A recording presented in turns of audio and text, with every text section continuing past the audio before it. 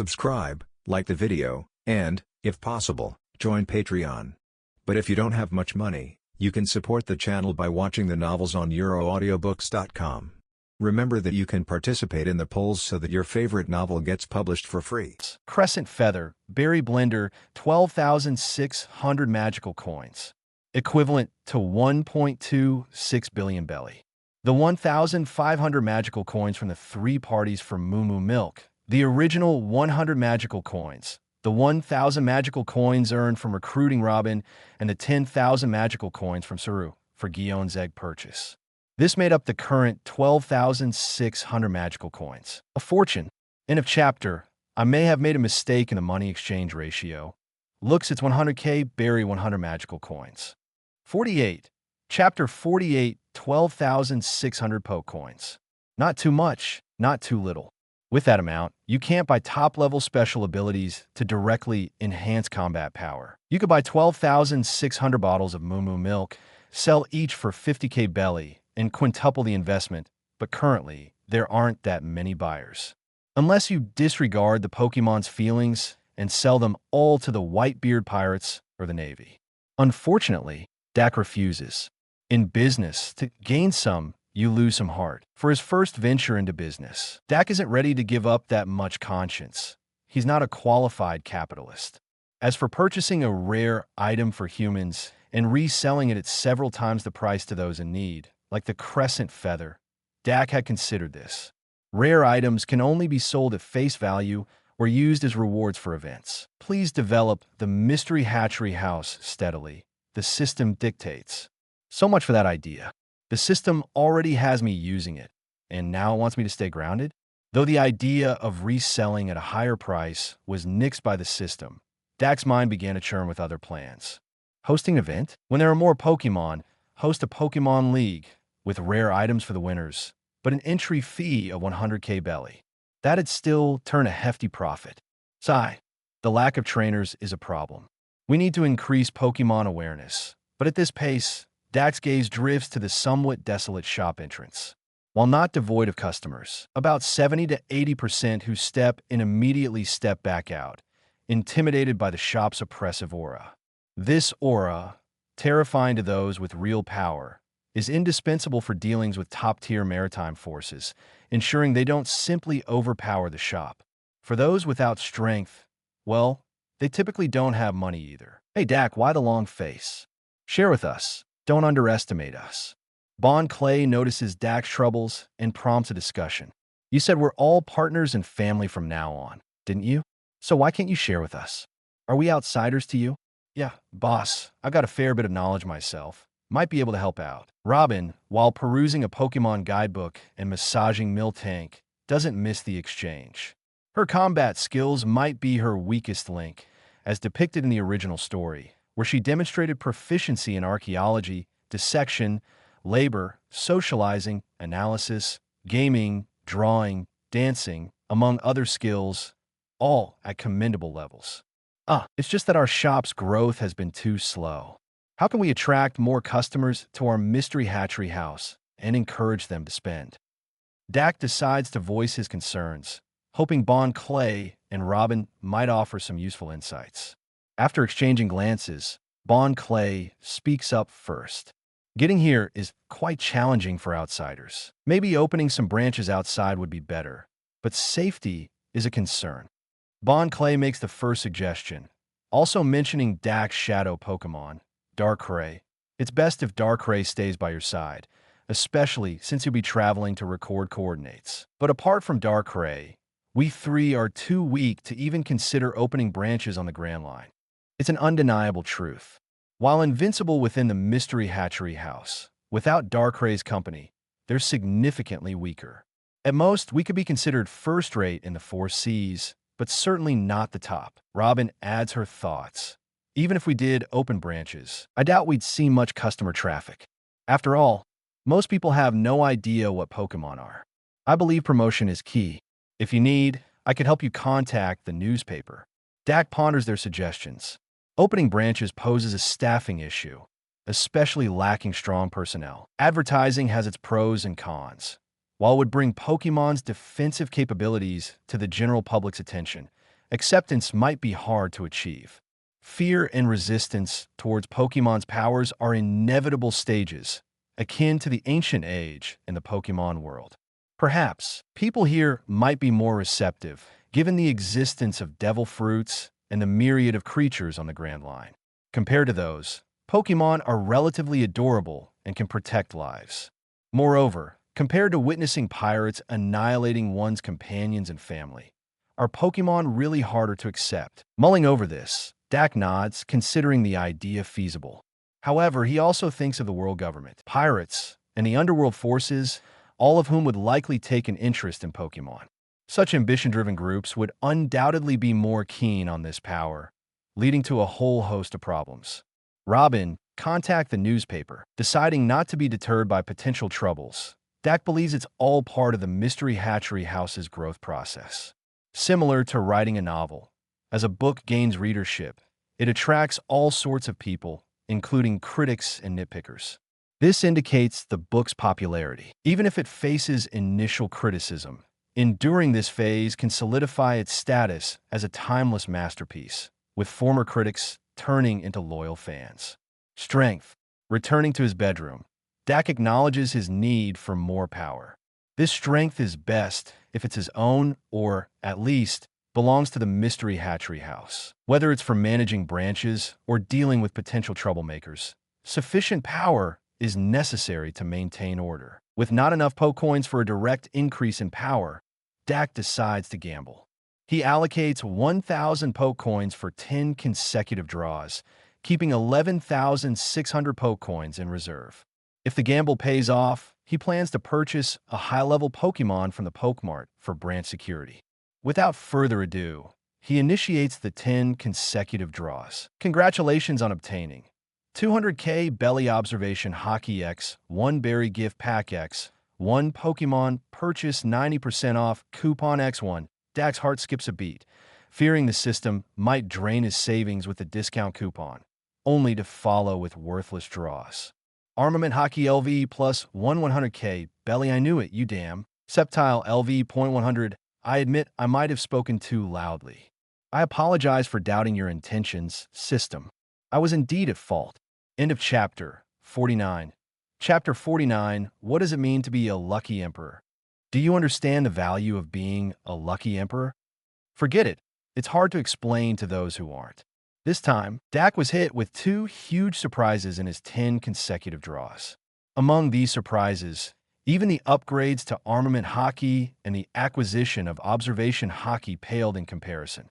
One of them, needless to say, was the Sceptile, which had reached max level in the world of One Piece. The Grass-type Sceptile often finds itself at a disadvantage in the Pokemon world's various leagues, a situation that doesn't improve much even when it evolves into a Grass/Dragon type. But in the world of One Piece, where types don't matter, there's no such thing as being at a disadvantage. Suddenly, a voice sounded beside Dak, snapping him back to reality. He instinctively looked forward, where a 2-meter-tall Sceptile stood just a meter away. The average Sceptile stands at 1.7 meters, making this Sceptile a head taller than usual, a clear indicator of its strength. Furthermore, its bushy, vibrant green tail and the sharp, slender leaf blades on its arms indicated it was in its prime. When Dak locked eyes with the Sceptile, he felt a tightening in his heart. The Sceptile's eyes were incredibly sharp, sharper than Mihawk's hawk eyes at this time, filled with pride and confidence, reminiscent of Mihawk 10 years later. Talent detection, orange. This was a Sceptile of exceptional talent, at its peak condition. It was a true king among its kind. Though it appeared lonely, its solitude differed from that of Darkrai. The former's was likely due to its strength and pride, looking down on its peers, leading to its isolation. While the latter's was because it was hard to find its kind, having lived too long and become insensitive to life and death, resulting in loneliness. Hello, Sceptile. My name is Dak, and from now on, I'll be your partner. Dak reached out hesitantly, doubting Sceptile would shake hands. In the Pokemon world, when a Pokemon's strength exceeds that of its trainer, it might not obey, looking down on the trainer. Like Ash and his Charizard. Of course, such cases are rare, as most Pokemon, even if they become very strong, would obey their trainer if their relationship is strong enough. But Dak and Sceptile didn't have such a relationship. As Dak expected, Sceptile merely stared at him, its gaze sharp and evaluative. Sigh. Dak had no choice but to release his Conqueror's Haki. This was the only thing he could show off in front of Sceptile. Darkrai might count, but Dak didn't want to earn Sceptile's approval through Darkrai. When the dark red covered the entire bedroom, Sceptile's eyes widened slightly, and it smiled faintly. Dak's Conqueror's Haki was max level, comparable to Shank's, surely enough to earn Sceptile's approval. Ja. Sceptile, somewhat absent-mindedly, shook hands with Dak.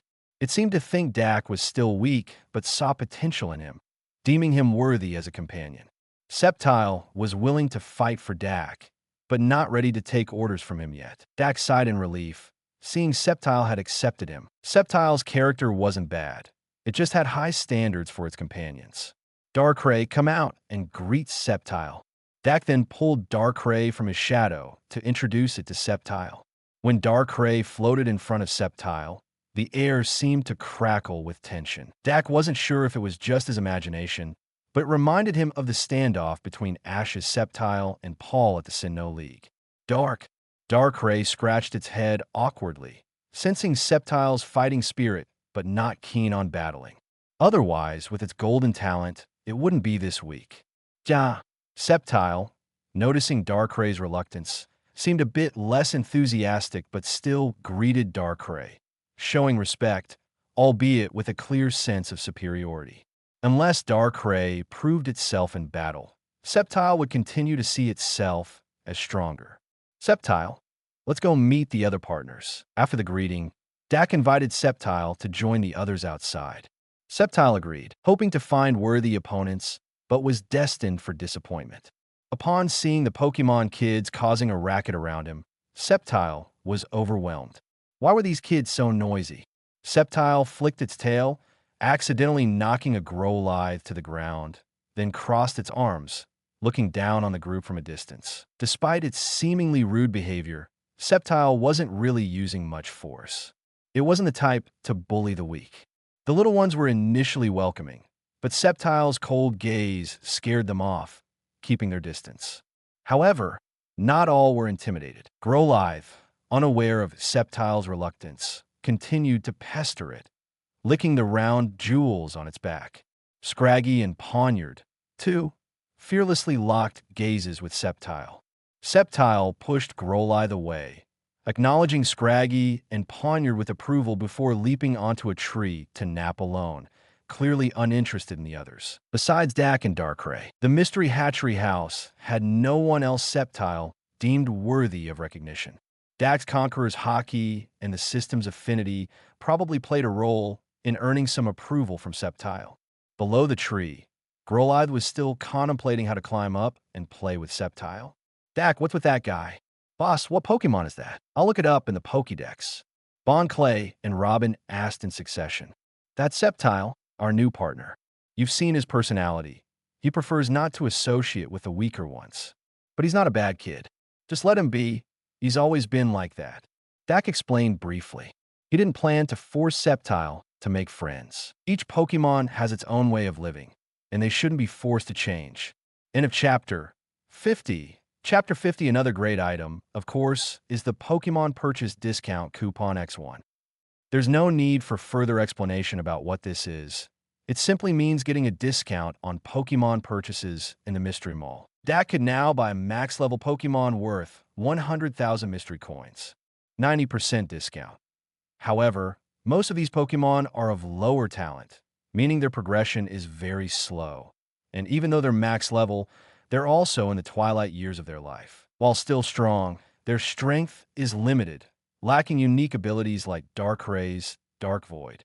When new worlds open and the world's level cap increases, these Pokemon will no longer be at max level, and their level advancement will be incredibly slow, possibly not increasing a level before their demise. Even in the world of One Piece, trying to learn new abilities, such as Haki, would be clumsier. Pokemon worth around 500,000 Mystery Coins are of orange talent or above. Mostly these are starters, pseudo-legendaries, or Pokémon with high base stats. There are also a few exceptionally talented common Pokémon, like an orange-talented Pidgeot, but they are very rare. Sceptile falls into this price range. These Pokémon still have room for rapid improvement in strength. Even returning to the Pokémon world, they could continue to grow at a not slow rate. The 1 million mystery coin price point is exclusively for legendary Pokémon. At this price, what's being sold isn't just the Pokémon's strength and talent, but more so the unique abilities that legendary Pokémon possess. For example, Ho-Oh's ability to resurrect the living, Dialga's ability to travel through time, and Cressilia's ability to induce pleasant dreams, among others. Regardless of the practicality or functionality of these legendary Pokémon's unique abilities, they all go for 1 million mystery coins, excluding Arceus. Dak's goal is naturally among these. This discount coupon must be a very rare item, and Dak wouldn't just use it casually. His targets are naturally the strongest Tier 1 gods. Of course, in this world, considering Kyogre and Lugia isn't out of the question. Needless to say, Groudon is definitely not considered, for reasons best left unsaid. The discount coupon will just have to gather dust for now. Dak took his eyes off the discount coupon. Now that he has Sceptile as a powerful force, he can start thinking about opening a branch. It would be a good time to scout for locations nearby when Mihawk is out playing with the Pokemon kids. Sceptile would likely enjoy guarding a place where no one disturbs it. Dak glanced at Sceptile resting on the tree, seemingly irritated by the noisy Pokemon kids. Dak's gaze shifted to the leaf blade on Sceptile's arm. He wondered how Sceptile's close combat skills were. Using the leaf blade on its arm for combat is an innate skill for Sceptile, making it a qualified swordsman from the moment of evolution. It's just unknown how skilled Sceptile's swordsmanship is. If Sceptile's swordsmanship is excellent, it will surely pique Mihawk's interest. Mihawk, too, loves to fight, and they could spar daily. Dak could also let Sceptile secretly learn Mihawk's hockey and swordsmanship. Sceptile. Dak, curious about Sceptile's level, called out to it in the tree. Sceptile opened its eyes and looked at Dak. Let's go check out how skilled you are. I can introduce you to a strong opponent. Dak knew, for someone with Sceptile's personality, merely suggesting a health check might not get its cooperation. But mentioning a fight would surely wake it up. Cha! Just as Dak expected, Sceptile, upon hearing Dak's words, leaped down from the tree without hesitation. From a height of 4 to 5 meters, it landed on the grass without a sound, fast and light. This move truly impressed Dak. Let's go. Ja. Dak took Sceptile to the manufacturing room and had it enter the detection device.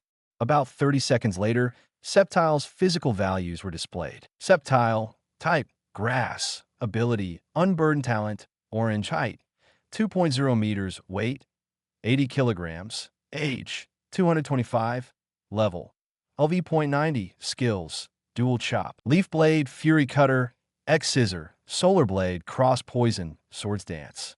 All right, no need to look further. It's certain that Sceptile's swordsmanship is not ordinary, at least at the level of a swordsman.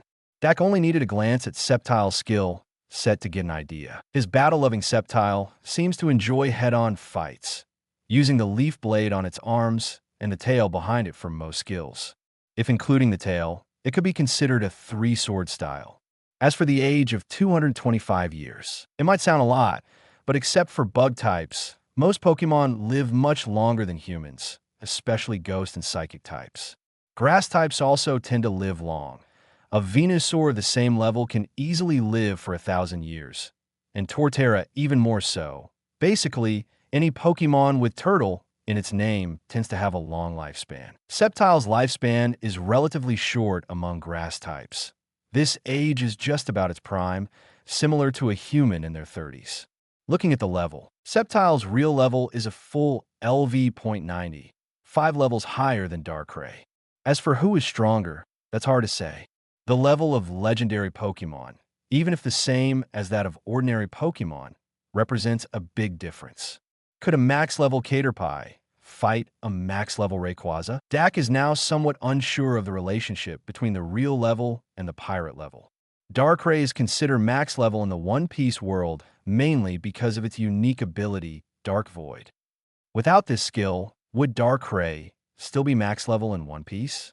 Dak directly posed this doubt to the system. Compare the comprehensive strength Pokemon can display in this world with the strongest in history to determine the level. Most starters' real levels need to reach LV.90 to be considered max level in the One Piece world. Water-type Pokemon and those with flying abilities can have a slightly lower real level standard. Legendary Pokemon are more specifically evaluated. For example, Darkray's real level needs to be LV.83 to be considered max level in the One Piece world. Without Dark Void and the ability to control nightmares, it would need to reach a real level of LV.88 to possibly compete with the strongest in history. Kyogre and Lugia only need to reach LV.80 to be considered max level in the One Piece world. What about Groudon? LV.89. This one-level difference is given as a courtesy. Dak knew the discount coupon couldn't be used on Groudon. Having clarified this, Dak no longer hesitated, already sure in his mind. Mihawk, your long-desired opponent has arrived. Into Chapter 51. Chapter 51, after Dak exited the room, he saw Robin sitting there. Then that the welcome gift he had given to Bon Clay was a purple-talented Pokémon egg, which later hatched into a Smoochum. Smoochum is a rare Pokemon, and its value would definitely exceed 1 billion belly if sold, not just the value of the egg. It was indeed a generous gift. Thus, the gift for Robin should also be of similar value to avoid favoritism. However, there are no Pokemon eggs left in stock at the store now. After all, Dak is already overwhelmed with taking care of these children, and he plans to restock only when the Whitebeard pirates and the Marines are ready to purchase Pokemon eggs in large quantities. The gift for Robin, then, seems to have been an easy choice. Robin. Manager, I've contacted the newspaper. I've informed them that Mr. Mihawk is our guest, and Big News Morgans has invited us for a meeting, Robin reported as Dak approached. Is that okay? It's fine. Mihawk won't mind, neither will Newgate, and Sengoku might not want it publicized. You did well. Dak nodded in approval. Although Robin took the initiative to speak about Mihawk, what she said was accurate. Without revealing something shocking, Morgans wouldn't have come. Dak naturally hoped for Morgans to come in person so that he pays more attention and is willing to invest more resources in promoting Pokemon. You're too kind, Robin said nonchalantly, then returned her attention to the Pokédex. However, before she could look for long, a hand extended in front of her, holding a feather with yellow and purple stripes. Robin paused, then remembered what Dak had mentioned to Kazan previously. She quickly flipped through the Pokédex, looking for a specific Pokemon. There's no need to look further. Cresselia is a legendary Pokemon, not listed in the Pokédex. Dak knew what Robin was searching for. Legendary Pokemon are those that the people of the Pokemon world have not fully researched and thus are not included in the Pokédex. Dak's knowledge about legendary Pokemon is not very clear either. Manager, Robin looked up at the young man standing before her. His emerald green hair flowed down his back, and his white shirt was extremely form-fitting. His handsome face wore a gentle smile, not at all like someone who could emit Conqueror's Hockey. P.S. Previously, I only mentioned that the protagonist is handsome without detailed description. After some consideration, I've decided to give a standard for Dak's appearance, resembling N from Pokemon. This is for you. Dak handed the lunar feather to Robin. This is your welcome gift for joining the Mystery Hatchery House. Bon Clay received one when he joined too. Don't think too much of it.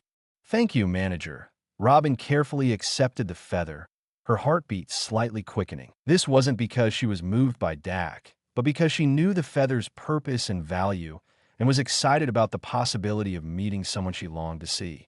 Hold it tonight as you sleep, and you'll meet her, Dak said, patting Robin's shoulder. Okay.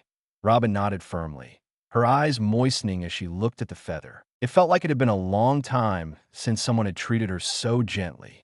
Brr, brr, brr, brr. Just then, the sound of a din, din, mushy rang out.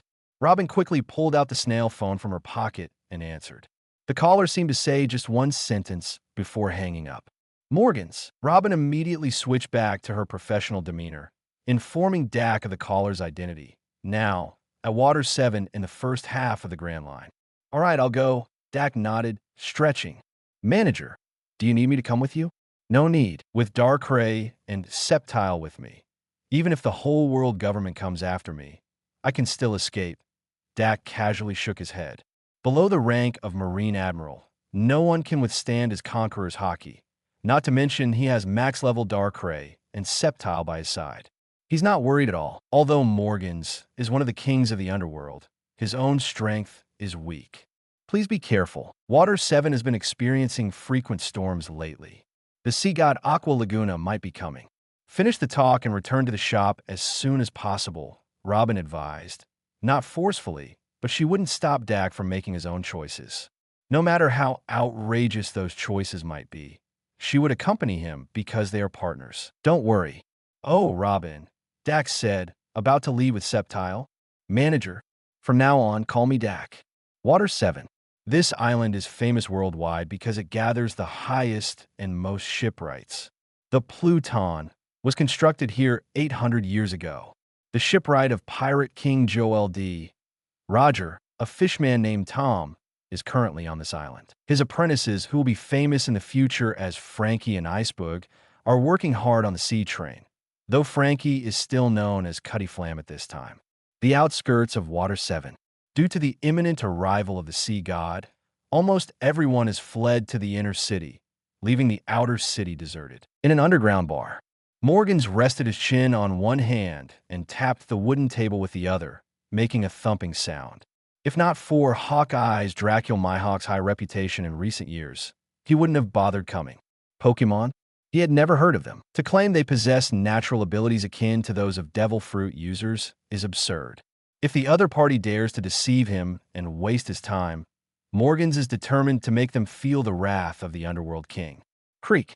The old door opened, and a handsome man with emerald green hair walked in. Morgans felt this man was the most handsome he had ever seen, wondering if he could sell him to Stussy for her pleasure district. But what was that green creature following him? A devil fruit animal or a human who ate a zoan-type devil fruit? Those eyes were terrifying. When Morgans caught Sceptile's gaze, his feathers stood on end, and he shivered. The last person who could intimidate him with just a look had been imprisoned, a man named Douglas Bullet. End of chapter 52. Chapter 52. What kind of Pokemon is this? This was what Sceptile was thinking. There was no helping it. Morgans truly didn't look human, even less so than him. But Morgans was indeed human, having eaten the zoan-type devil fruit, albatross form, and had been maintaining the albatross form for an extended period. Why choose such a place? It was quite difficult to find, Morgans grumbled. When the voice echoed, Morgans looked up at Dak, only then realizing that this was the person from the mystery Hatchery House. Instantly, Morgans dropped the disdainful attitude, realizing that Sceptile was no ordinary creature. Boss, the sea god is coming. Before Morgans and Dak could start their conversation, someone rushed in, frantically shouting. Morgans was stunned. Wasn't it too early for the sea god this year? Quickly realizing the situation, Morgans hurried outside. The outer city would be completely submerged, and as a devil fruit user, he definitely didn't want to die. Fortunately, Morgans had always been cautious and had prepared lifeboats for such emergencies. Hey, you two, follow me. Morgans, ever the professional, didn't forget to call Dak and Sceptile for evacuation, aligning with his character as someone who would risk his life for a headline. Dak and Sceptile exchanged glances and shrugged. They hadn't expected to face a tsunami just upon arrival. But to call it misfortune, that was an overstatement. Dak's eyes sparkled with an idea. He wanted to use the sea god to build a powerful image for Pokémon, to make both Morgans and the people of Water 7 witness it. With this thought, Dak suddenly discarded the idea of returning to the shop. Is the sea god terrifying? Not necessarily. To be frank, Darkrai could even swallow the entire tsunami with a black hole. Thinking so, Dak followed Morgans out with Sceptile. As they reached the streets of the outer city and looked towards the sea, a massive wave, obscuring the sky, was crashing towards them. Dak admitted he had underestimated the sea god. Having never seen a tsunami before, he was genuinely surprised by the natural disaster's might. understanding why humans felt powerless against such calamities. The wave of the sea god reached heights of over 500 meters, almost the highest ever recorded on the blue planet. No wonder it could easily submerge the outer city of Water 7. Hey, get on the boat. Morgans had entered a submarine, docked in the river canal of the outer city, beckoning Dak and Sceptile to hurry aboard. Darkrai, bring that boat here. Dak didn't board. Instead, with Sceptile's help, he climbed onto a rooftop. Moreover, he had Darkrai materialize, lifting the submarine with one hand and placing it beside Dak and Sceptile. Morgans was dumbfounded. What are you doing?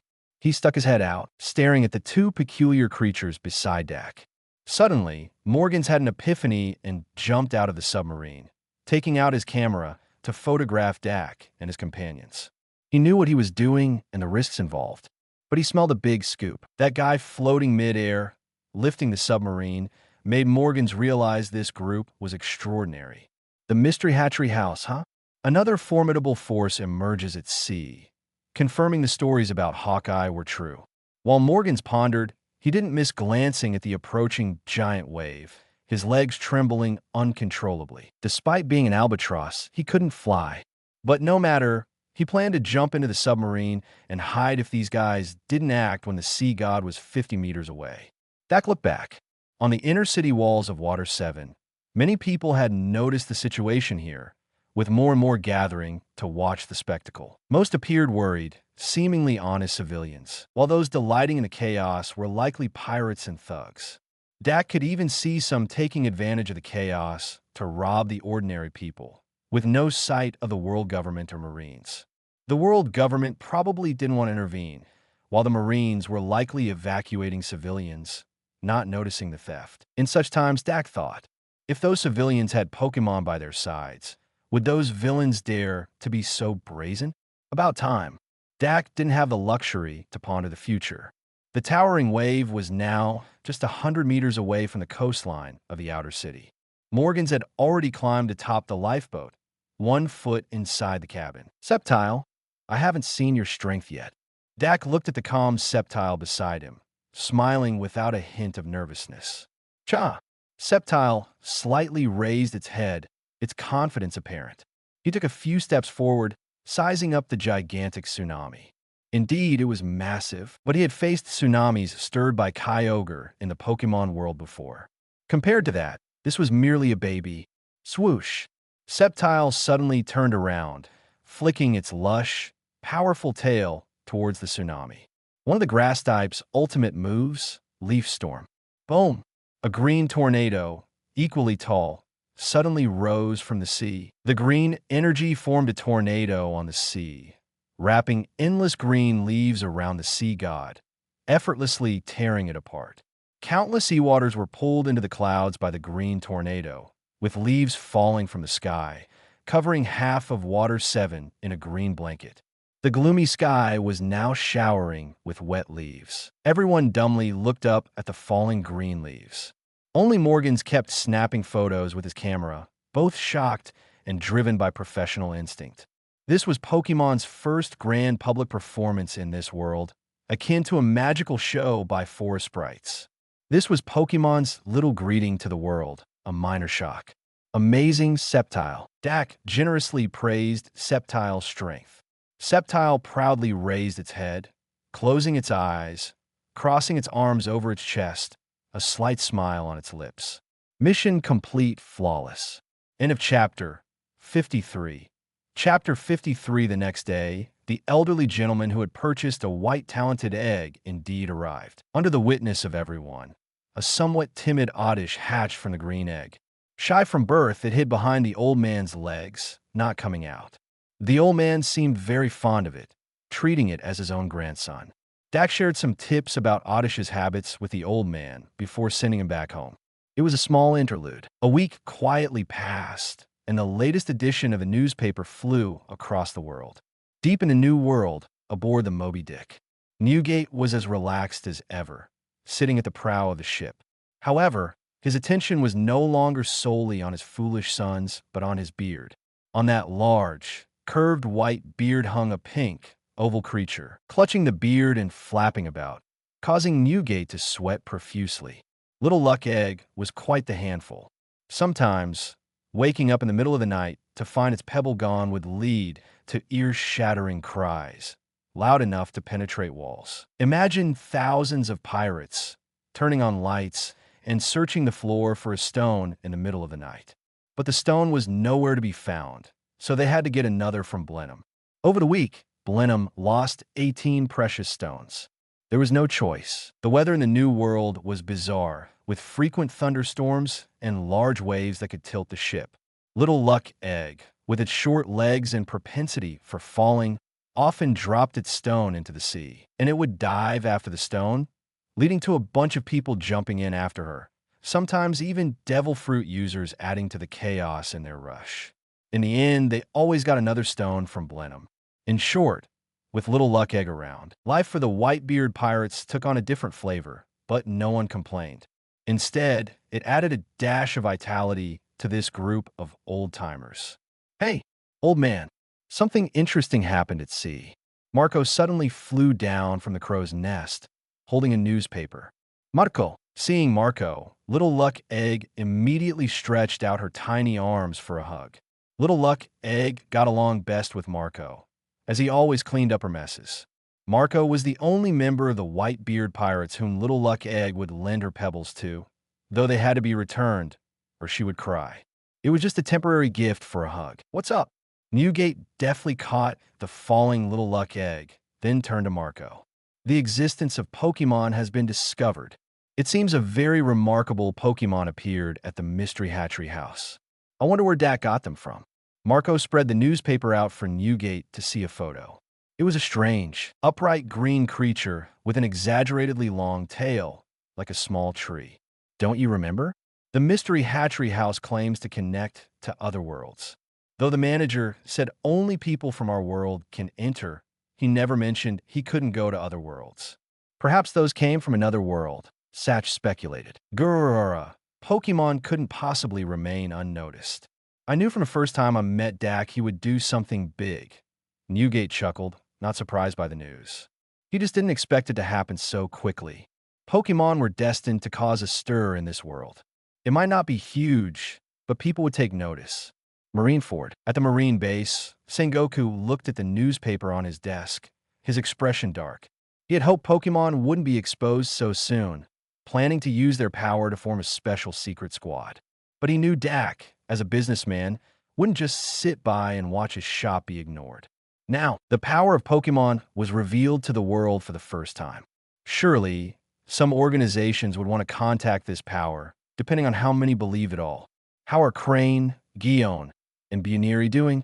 Sengoku turned to Tsuru, sitting on the sofa, feeling a bit anxious about Dak's sudden publicity stunt. According to Dak's conditions, the Marines must prove they could successfully raise a Pokémon from an egg to adulthood. Only then could they start a comprehensive collaboration with the Mystery Hatchery House and massively recruit Pokémon to form an army. Not bad. Buniri is very energetic and growing quickly, likely to be earlier than Dak mentioned. Conservatively, I'd say a week. Tsuru recalled Buniri's condition carefully. Good.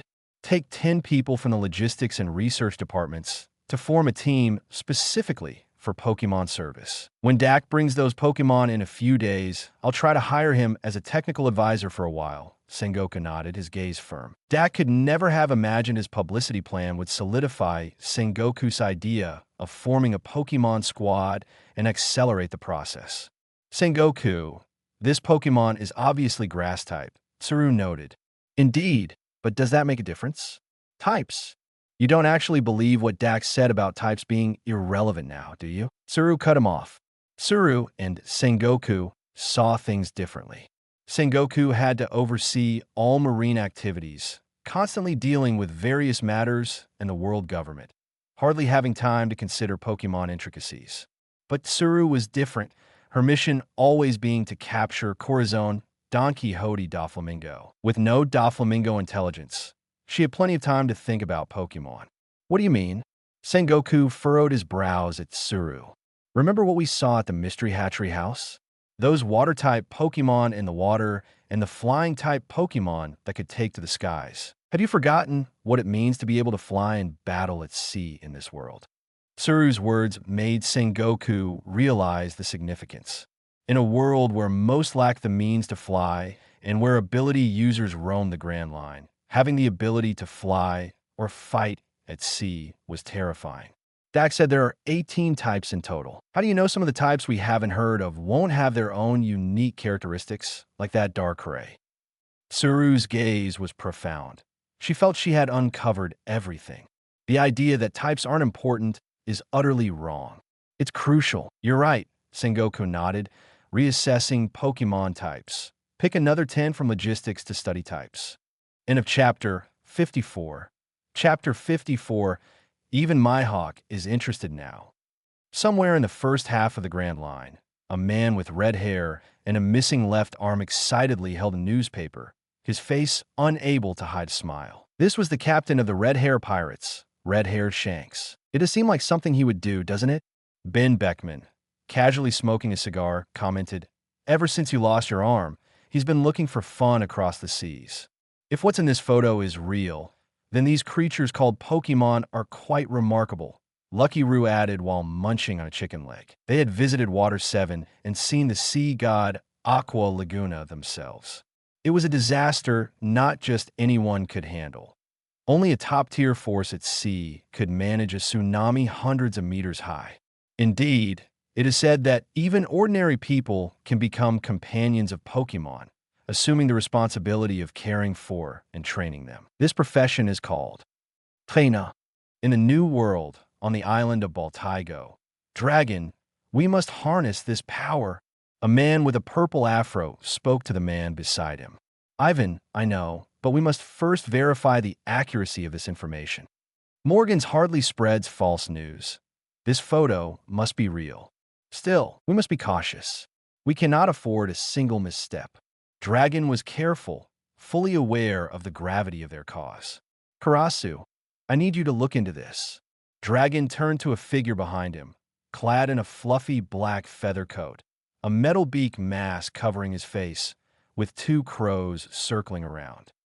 As Karasu departed, Dragon's gaze returned to the photo, focusing on a green-haired figure in the bottom left corner. That man, standing beside such a creature during a disaster, could not possibly be just a bystander. In Wano country, yo, meet, ton. A bulky man laughed at the news in the paper. King, what do you think? This man was one of the emperors of the New World, the captain of the beast pirates, Kaido of the beasts. Promising creatures, as if they've eaten Zoan-type devil fruits. King glanced at the green figure in the paper, sensing Kaido's intent. Should Jack take a trip to Water 7? No need.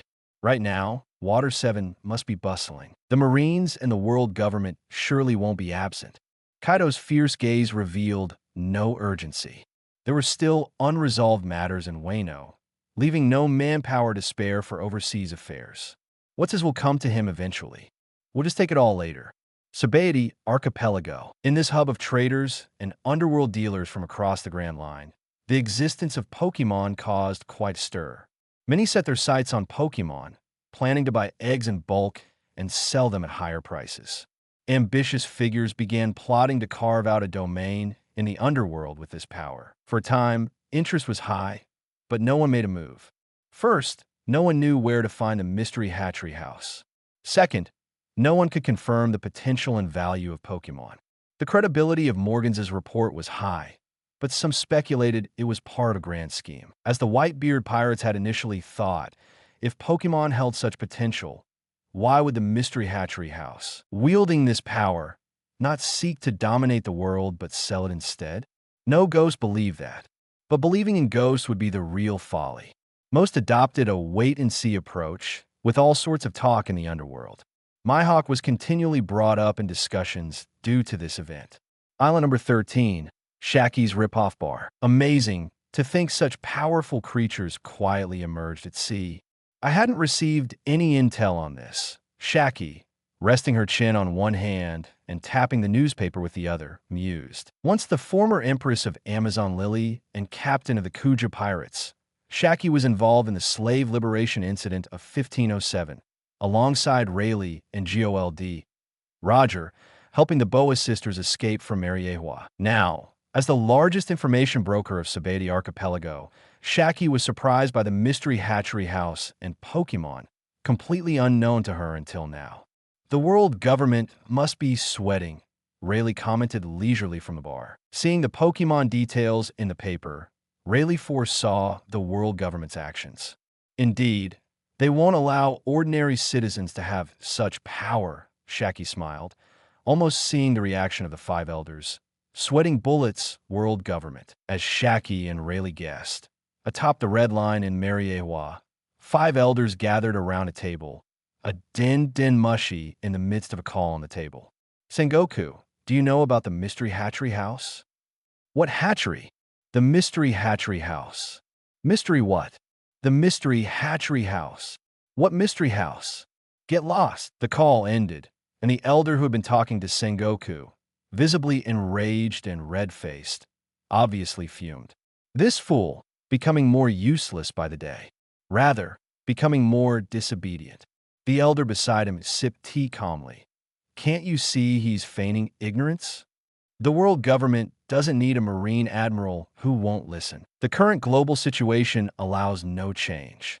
Plus, Sengoku has high prestige in the Marines and handles most matters well. We can't replace him yet. True, Sakazuki is still too young, lacking sufficient support within the Marines to take over as admiral. What about the mystery Hatchery House?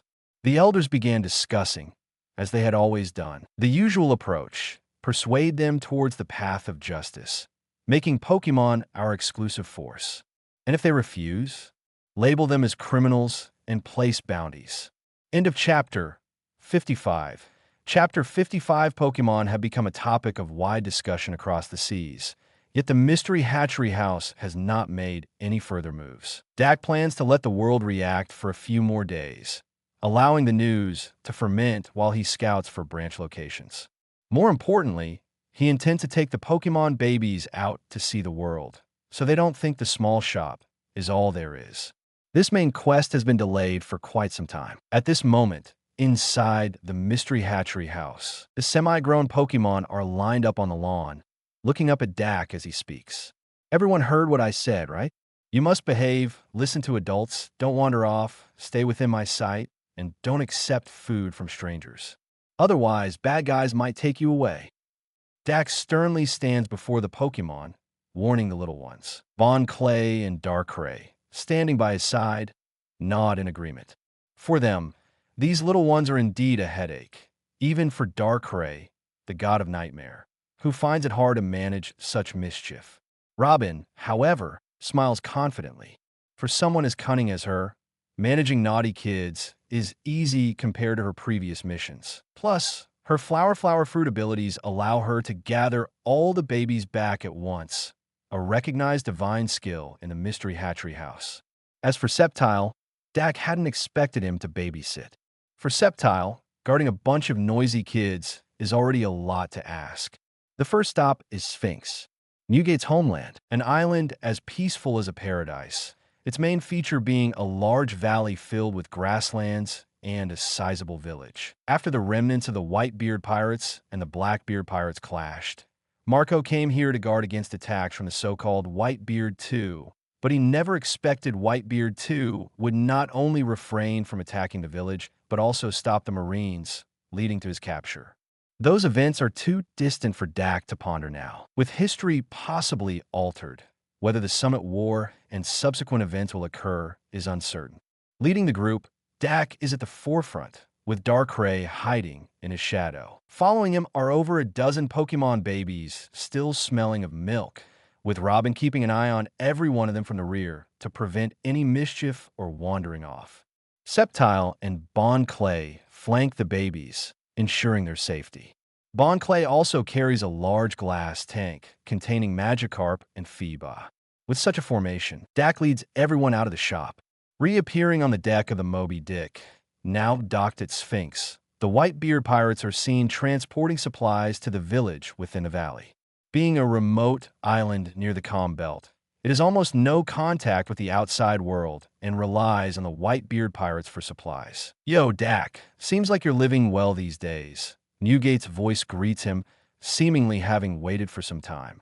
Little Lucky Egg still dominates Newgate's massive beard, while Newgate's eyes show a hint of envy for the Pokémon babies behind Dak. He wishes for more Pokémon, not for their power, but for their innocence and charm, dreaming of them as his sons.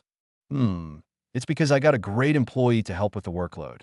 You must have realized how troublesome the Pokémon babies can be this week. Dak nods towards Robin at the back of the group. Approaching Newgate, this visit isn't just for the babies to have fun, but also to check on the Pokémon's growth among the guests. Little Lucky Egg doesn't show much closeness to Dak, having not been cared for by him as an egg, being the first to be sold. She hardly recognizes Dak. Newgate hands Little Lucky Egg to Dak, their crew lacking the knowledge to assess Pokémon's physical conditions. They hope Dak can ensure she's growing correctly, not wanting her to develop poorly. Newgate then looks towards Robin. Though Robin's bounty isn't high, and she's not known on the Grand Line, her status as an O'Hara survivor is well known, giving a hint of the world government stance towards her. Are you provoking the Marines and the world government? I won't bring Robin to the Marine base. Sengoku doesn't know about Robin's situation, and even if he finds out, it doesn't matter.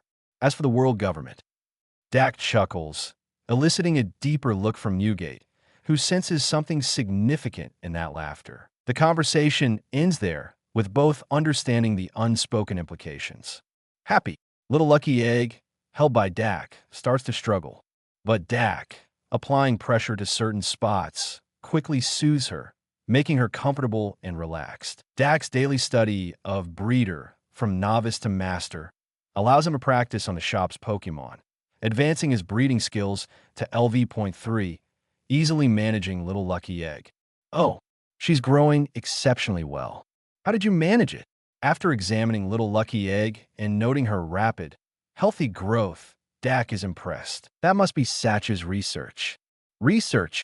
Yes, Satch has been experimenting with moo moo milk recipes for Little Lucky Egg, which might be why. That makes sense. Creating Pokémon food is an essential skill for a breeder, an area Dak plans to explore further, given Satch's unexpected talent. Thinking about the future, with trainers, breeders, coordinators, and Pokémon professors emerging in this world, Dak is excited. To reshape this world into a Pokémon-centric one, the efforts of the Mystery Hatchery House alone aren't enough. Dak doesn't mind teaching others about Pokémon, allowing the knowledge to spread further. How about it? My homeland isn't bad, right? Indeed, end of chapter 56. Chapter 56, under Newgate's guidance, a bunch of adorable Pokémon babies march towards the village. Among them, some Whitebeard crew members interested in Pokémon put down their work to join in, such as the Ice Witch Whitebeard, the only female on the Whitebeard pirate's ship who goes into battle. She isn't a division commander, but rather one of the 43 pirate crews under the Whitebeard flag, affiliated as an ally.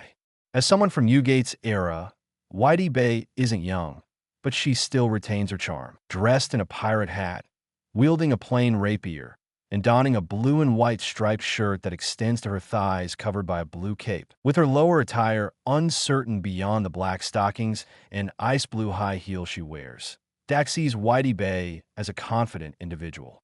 Whether it's her strength or beauty, she seems to have a clear understanding of both. Whitebeard's target was clear. She headed straight for the snowy Vulpix, sensing the faint chill it radiated with her observation hockey.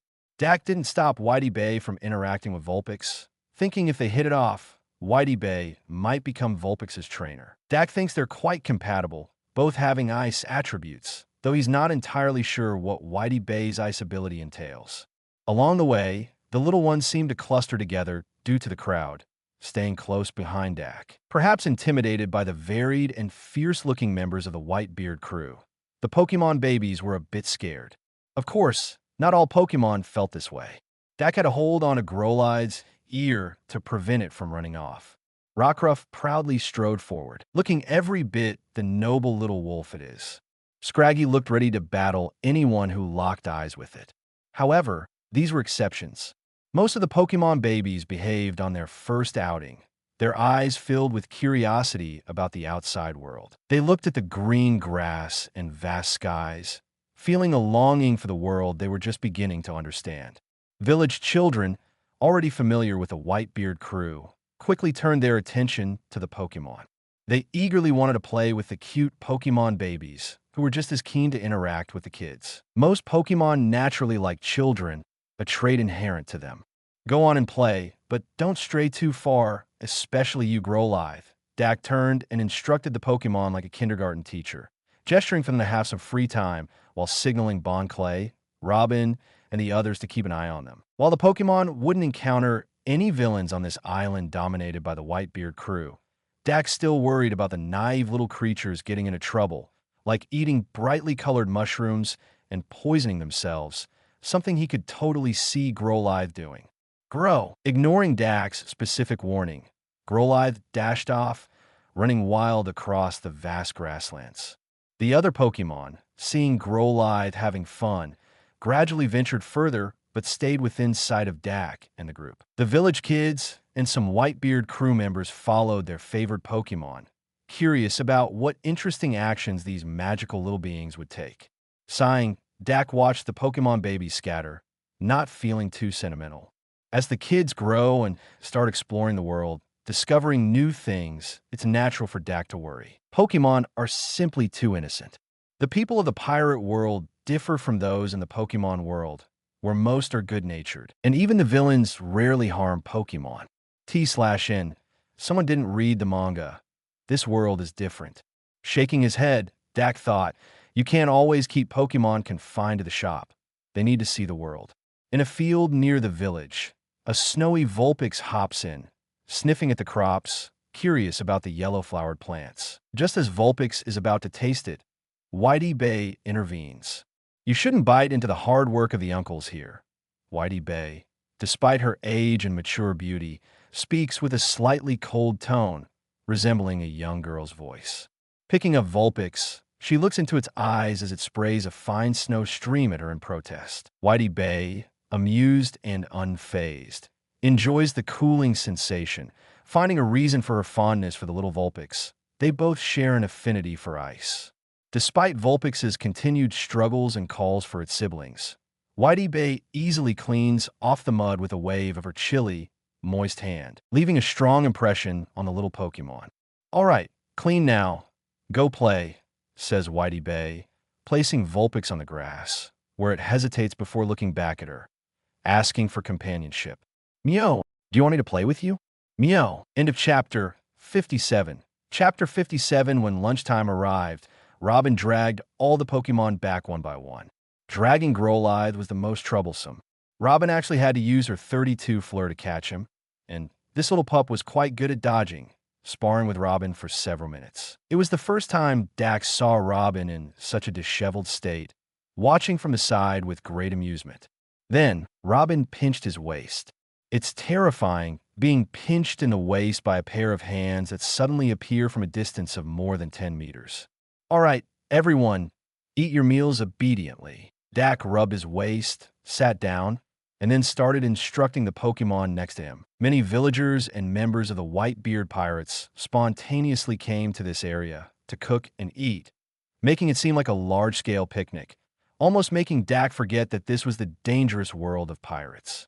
If every corner of this world could be like this, it would be nice. Dak looked at the scene in front of him, where humans and Pokémon coexisted harmoniously, enjoying nature, and murmured from the bottom of his heart. Perhaps because of his longing for the world of Pokémon, Dak also wanted to make this world resemble that one. Is this your dream? Newgate was sitting next to Dak. Despite their difference in size, Newgate still heard what Dak said. A dream.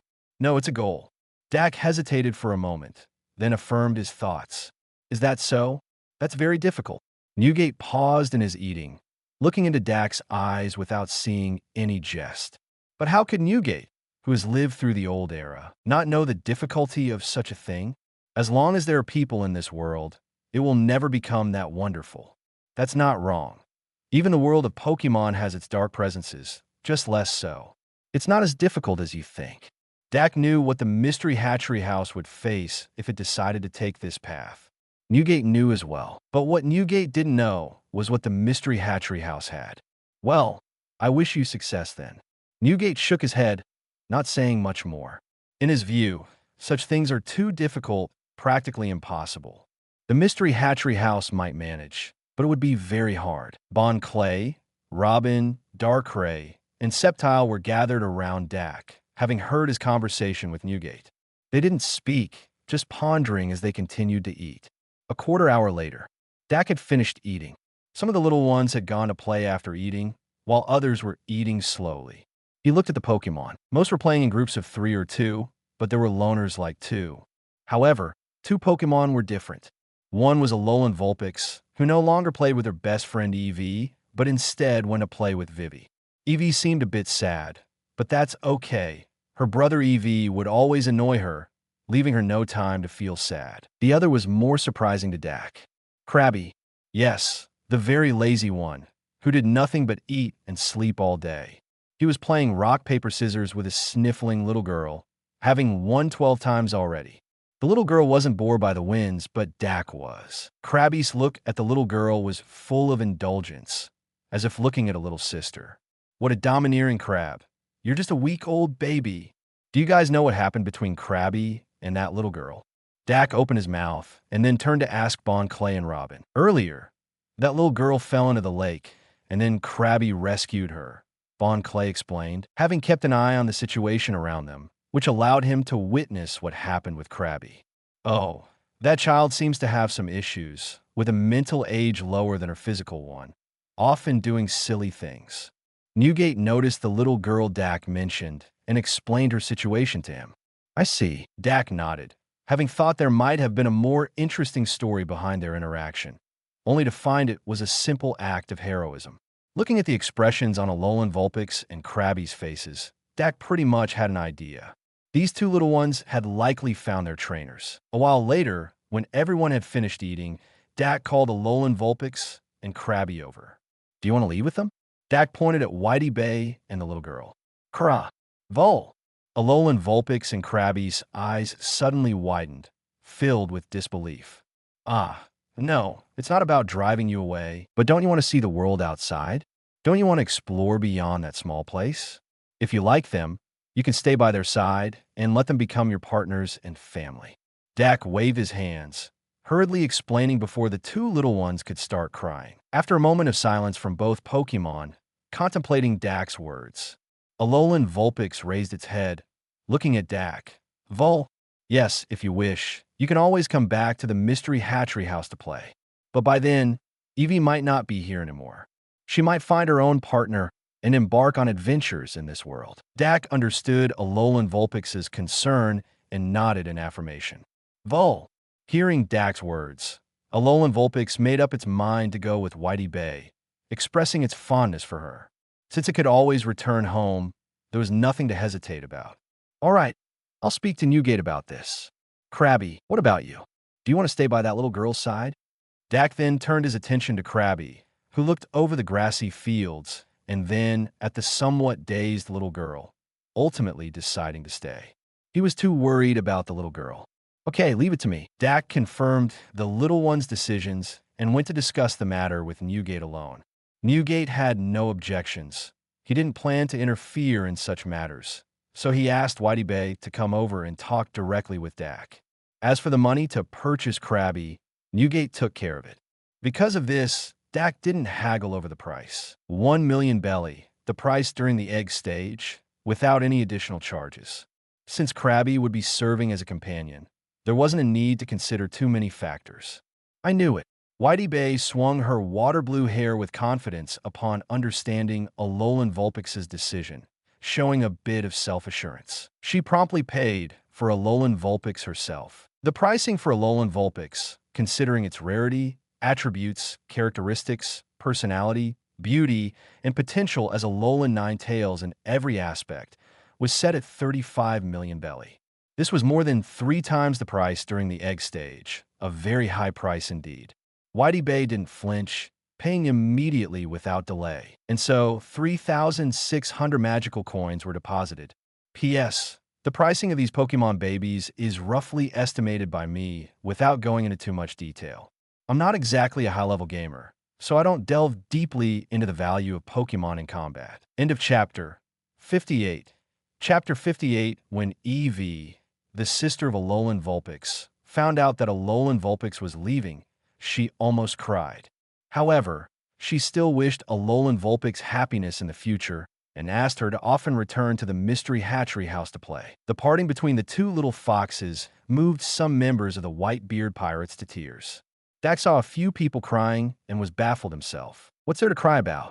Dak ultimately couldn't quite grasp the thought processes of some people in this world, feeling that these few had a bit of that Bon Clay vibe. At dusk, Dak took the little ones and bid farewell to the members of the Whitebeard pirates, then returned to the shop. The little ones, having played all day, were exhausted and immediately fell asleep once they returned to the familiar and safe place. The next morning, Dak was sleeping soundly. Suddenly, he felt a heavy blow to his stomach, which almost made him think he was about to sleep forever. Opening his eyes, intending to scold Growlithe, he found Robin sitting on his stomach. No, that's not right. Dak frowned, and as his vision cleared, he realized something was off about this Robin. Robin doesn't have a pair of beady eyes. Ditto, after being scolded, Ditto looked a bit wronged. It heard from a member of the Whitebeard pirates that doing this would make Dak happy, but it seems that wasn't the case. Dak noticed Ditto's mood and called Robin over to explain the situation and asked her to comfort Ditto. After hearing about it, Robin couldn't help but laugh and cry at the same time. The innocent Pokémon are just too gullible. But then again, that person wasn't entirely wrong, were they? Robin tilted her head, thinking that what the person said wasn't exactly incorrect, just the method was. After washing up, Dak came out of his room. Immediately, he saw Poniard sitting alone by the lake, quietly staring at a Magikarp in the water. But it's not like Magikarp was staring back at him. Magikarp was clearly sleeping. Fish don't close their eyes when they sleep, so Poniard couldn't have thought Magikarp was playing a staring game with him. Could he? Thinking about Poniard's behavior since birth, Dak felt something was off and went to sit next to him. Poniard, do you have any worries? You don't seem to enjoy playing with everyone. You're still a baby. After all, Dak couldn't understand what worries Poniard, at such an innocent age, could have. Matu. Poniard looked up at Dak, then stretched out an arm, gently touching its blades. Initially, Dak couldn't understand Poniard's language, so he didn't know about his concerns. Now, after getting to know each other for a while, Dak could somewhat understand what the children meant. Poniard was worried that its blades could hurt other Pokémon, which is why it didn't play with them, not because it didn't want to. So, that's it, you silly. You should have told me directly. Dak shook his head helplessly, gently patting Poniard's head. Poniard's body was cold and as hard as metal, a very special texture, but it's precisely because of this that it has the steel type. Matu. Poniard tilted its head, looking at Dak with confusion. Easy to solve. Leave it to me. Dak smiled reassuringly and then returned to his room. Magical Mart. Clothes. Poniard. Dak found a clothes section and entered Poniard as the keyword. A plethora of clothes designed specifically for Poniard's body structure were listed, all made by Pokémon clothing designers to make Poniard look more attractive. But there were also some clothes designed by Pokémon professors specifically to prevent Poniard's blades from injuring other Pokémon or people. Each set was worth 10 magical coins, equivalent to 100,000 belly. The price wasn't cheap, but Dak didn't hesitate to buy 10 sets right away. In case Poniard left in the future, he would have spare clothes to take with him. 10 sets of clothes, different styles, different colors. Afterward, Dak took Poniard into the house and helped him put on a set of clothes. Matu, after wearing the clothes Dak gave him, Poniard felt somewhat uncomfortable. His movements seemed to have become somewhat sluggish. He looked down, his body's blades were covered by the clothing, and when he touched them, they felt soft. There, now you can confidently play with everyone. Dak struggled a bit to dress Poniard. The clothes were indeed not easy to put on, with a rather odd construction that Dak initially didn't understand. But now, after trying it on Poniard and hugging him tightly, Dak didn't feel any of the blades. The specially made clothes indeed worked well. Matu. Poniard snuggled into Dak's embrace, not knowing what Dak was doing, but the feeling was warm. For the first time, he had a clear sense of temperature. Tears welled up in the corners of his eyes, but he quickly wiped them away. He wanted to be a man and not cry easily. All right, no problem, but still, Be as careful as possible when playing with everyone. Dak put Pawniard back on the ground, patted his little head, and led him out of the bedroom. The other Pokémon, seeing Pawniard dressed, curiously came over to look. Growlithe even tackled Pawniard to the ground and licked him, startling Pawniard. However, realizing he no longer had a fear hurting others, he relaxed and smiled happily. Dak nodded at this sight. Bon Clay, Robin, and Darkrai watched all this from the side, and Sceptile from a tree also squinted at everything. A person, wanting other creatures to genuinely follow and support him, can't rely solely on strong abilities or exceptional potential. He must also possess personal charisma. And now, Dak was quietly exuding his own unique charm. All right, everyone, stop fooling around. Get ready. Today, we're going to a new place to play, and it's quite impressive. Dak saw the little ones had played enough, clapped his hands to get their attention. Today's destination was clear. Marineford, the Navy base. End of Chapter 59. Chapter 59 this time, Robin did not participate in the marching group. Dak felt somewhat panicked without Robin's flower fruit abilities. They might struggle to handle the lively Pokémon, especially a certain dog. Dak glanced down at his leg, his hand constantly holding on a Growlithe's ear, daring not to let go for even a moment. When Dak led the team out of the mystery Hatchery House's door, he was astonished by the scene before him. It was still that commercial street. However, both sides of the street were already lined with a well-trained team of Navy soldiers waiting for them. The Navy Rear Admiral Momosaji Gion led the team. On either side were Navy captains, the 25-year-old White Hunter Smoker and the 23-year-old Black Cage Hina. Behind them followed nearly 100 Navy soldiers. Such a reception configuration was indeed shocking, and Dak couldn't help but nod inwardly. 100 people could only be considered a squad in the Navy, or rather a large patrol team. But it's important to note that this is not some potentially dangerous place, but the absolutely safe Marineford, right at the gates of the Navy headquarters. These 100 people were not here for the safety of the Pokémon, but purely to show an attitude and give face to the mystery Hatchery House. Whether this action came from Sengoku or from Tsuru, Dak could only say it was very successful. He could see from the expressions of Bon Clay and Sceptile that they were very satisfied with this kind of Navy reception. Dak, the Navy must be seeking something from us. Although Bon Clay was proud, he still steadied his mindset and whispered a reminder in Dak's ear. Dak nodded.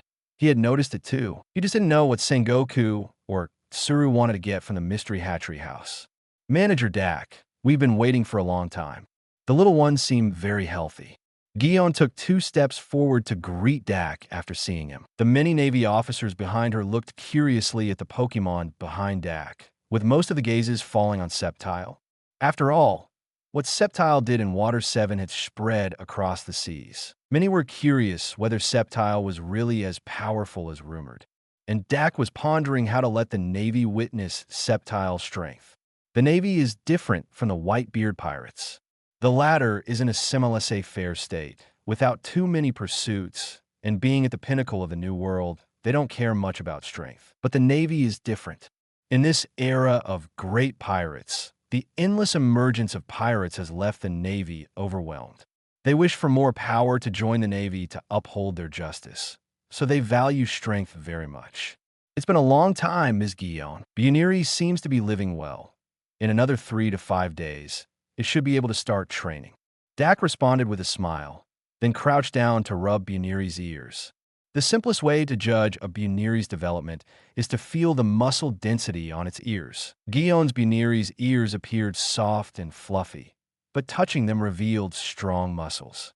Obviously, Buniri's daily routine and diet must be very strict and healthy. Gion or Tsuru must have gone to great lengths to have the Navy chefs specially research food for Buniri. Hey, did you hear that, Buniri? Mimilou, Buniri stretched its ears and hopped around on the spot, looking quite happy. Buniri's thought process is simple. Gion treats it well, so it also wants to quickly become strong and then help Gion. At this time, the little ones behind Dak could no longer restrain themselves and began to disperse gradually. Marineford is completely different in style from Sphinx, and the babies are always curious about new environments. Cough, cough, don't run around, we haven't arrived yet." Dak quickly coughed twice to attract the baby's attention, then gestured with his fingers through the air. The little ones obediently returned to their original spots, looking up at Dak attentively. Such obedient and cute babies naturally made the watching Navy officers feel a lot more fond of them, starting to ponder in their hearts. This was also a part of Sengoku and Tsuru's plan. Today, those who came with Gion are very potential figures from a new generation of the Navy. Letting these people get familiar with Pokemon early on, and it would be best if they could get acquainted with some Pokemon. Gion laughed at this scene, but couldn't quite empathize with Dak, because Buniri, this girl, is not quite like the girl Lucky Egg. Buniri is very well-behaved and obedient, like a 7 or 8-year-old girl, and hasn't caused Gion any trouble. "Come with me. Counselor Tsuru seems to have some matters to discuss with you." Gion led the way, guiding Dak and the group towards the inside of the Navy base. Upon entering the Navy base, Dak also saw the true face of the Navy. Squads of new Navy recruits were undergoing special training, while those who had left the recruit camp followed their superiors onto warships heading to the sea. Discipline was strict, orders were followed without question, and training was rigorous. These were things not seen in the animation. The Navy seemed better than Dak's impression, and he began considering the idea of selling more Pokemon to the Navy. And these were precisely what Sengoku and Tsuru wanted Dak to see. It seems he's quite satisfied.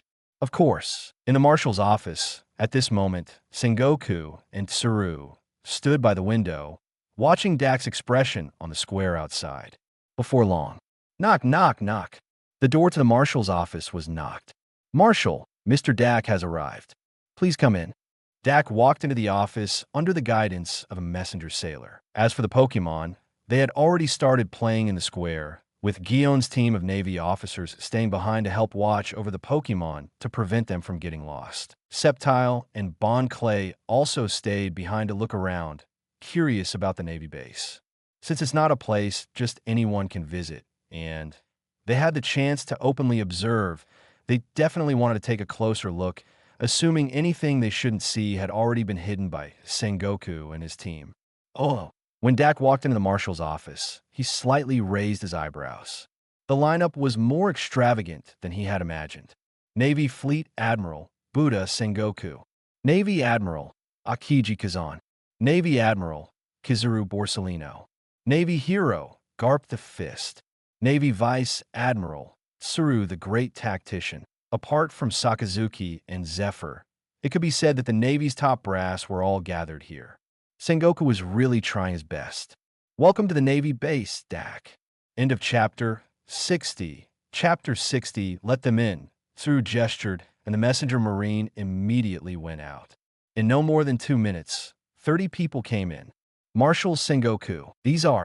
Dak's gaze shifted to the 30 individuals. They didn't seem like combat marines. These people are from our Navy's logistics, biology, and research departments, respectively. I hope to hire you to provide some Pokemon-related knowledge. The Logistics Department is responsible for researching Pokemon attributes and characteristics. The Biology Department takes care of raising young Pokemon and managing their physical and mental health. The Research Department uses machinery to timely monitor Pokemon's physiological states and training processes. Sengoku stated his purpose directly. "No problem." Dak agreed promptly, surprising everyone present. They weren't aware of Dak's intentions and thought this was the result of Sengoku and Tsuru's arrangements. This slight upturn of Sengoku and Tsuru's lips suggested they thought they had Dak figured out. "So, when do we start?" I've been planning to open a branch in the first half of the Grand Line recently. I'm still selecting a location. Once the branch is established, these people can go there." Dak was straightforward with his plans. The opening of a branch would undoubtedly attract all sorts of characters, including those looking for trouble. However, if a group of Marines were stationed nearby, it would significantly reduce these troubles. Sengoku understood Dak's thoughts, and Dak knew that Sengoku could guess his intentions. It was an open strategy. "No problem. I'll send a Vice Admiral-led troop to station there." Sengoku nodded and agreed. This wasn't a bad thing for the Navy because it effectively monopolized Pokemon's power preventing pirates from accessing it. As for civilians having Pokémon, they didn't care much. It was just uncertain what the world government would think. But for the mystery Hatchery House and the Navy, it was a mutually beneficial situation, with no reason to refuse. I also want a Pokémon. Garp, who had been picking his nose on the side, spoke up, looking eagerly at Dak. You can't. Dak shook his head without a second thought. Handing a Pokémon baby to Garp would be pure abuse. What? Shut up, Garp. Sengoku's face darkened. He hadn't called for this troublemaker. Garp had insisted on seeing Dak.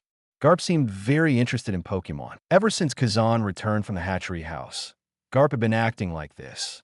Thinking this, Sengoku glanced at Kazan, who was pretending to be asleep with his head back. Borsalino looked around, then showed a sly smile. I don't think you have the ability to raise a Pokémon safely. Dak didn't care about Garp's status as a Navy hero and bluntly stated his reason for not selling Pokémon to him. Garp indeed doesn't. Suru shook her head. Suru-chan, how can you say that about me? I've raised 2 grandsons, and my son grew up healthy. Right, your son was raised all wrong, and we've never even seen your grandsons alive. It's all your own claims. Sengoku didn't give Garp any face. Though he wished for Garp to raise some Pokémon, he had to admit, Garp really wasn't reliable. Sengoku, you'll regret this. Garp, I am the fleet admiral. Bang! Garp stormed out. Sigh, Sengoku sighed. Question mark. Dak was bewildered. He almost thought he had traveled through time again. Marshal Sengoku, is there anything else? It's like this.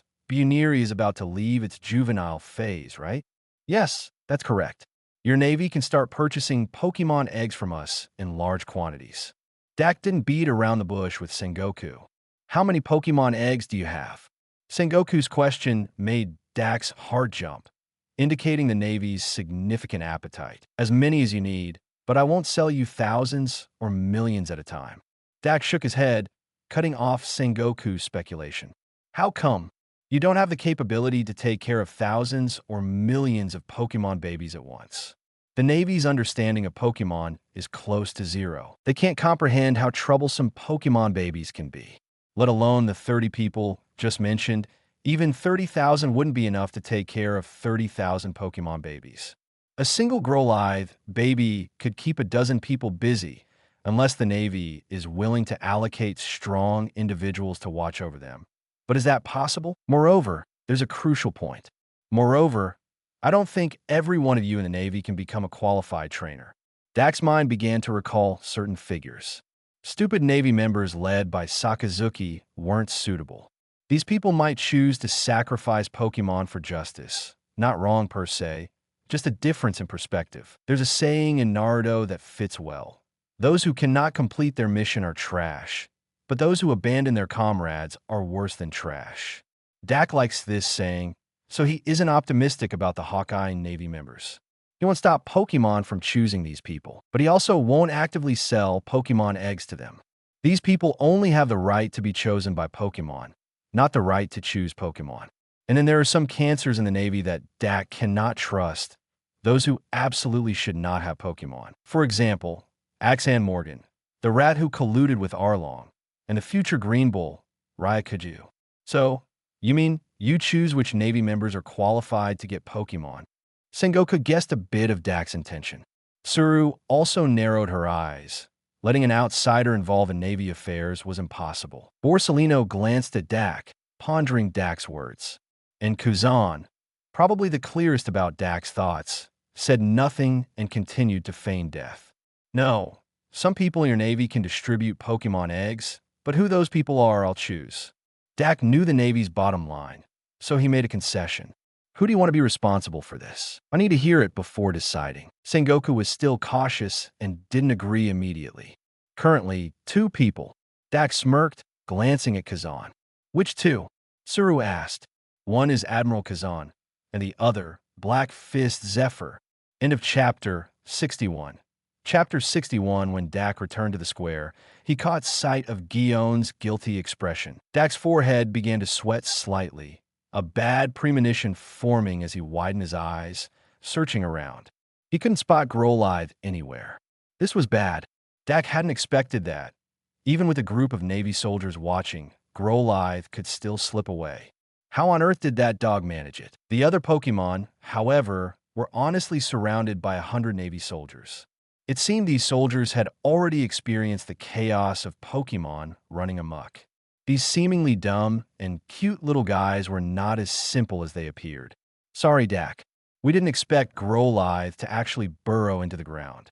Burrow, digging. Dak's eyes widened slightly, immediately thinking of that skill. But the issue was Dak had already conducted a physical scan on them when they were newly born, and Growlithe's skill list did not include such an ability. There was only one possibility then. Growlithe had inexplicably advanced beyond its juvenile phase and self-taught the digging skill. Where's the hole? Dak immediately felt overwhelmed.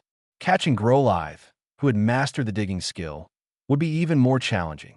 Even Robin might not be able to catch this little guy in the future. Over there, Guion pointed awkwardly in one direction, where 7 or 8 Navy soldiers were digging down the whole Growlithe left behind with shovels. This won't do. Dak shook his head, then called out to the crowd of Pokemon. Dedenne, can you help me, please? Dedenne immediately ran out, clutching its long tail. Follow this hole and find Growlithe for me. Dedenne nodded and quickly burrowed into the hole left by Growlithe. Miss Guion, I have to go find Growlithe now. Please take care of the other Pokemon here, and try not to let any more little ones run off. Don't worry. Guion nodded, her face slightly flushed with embarrassment.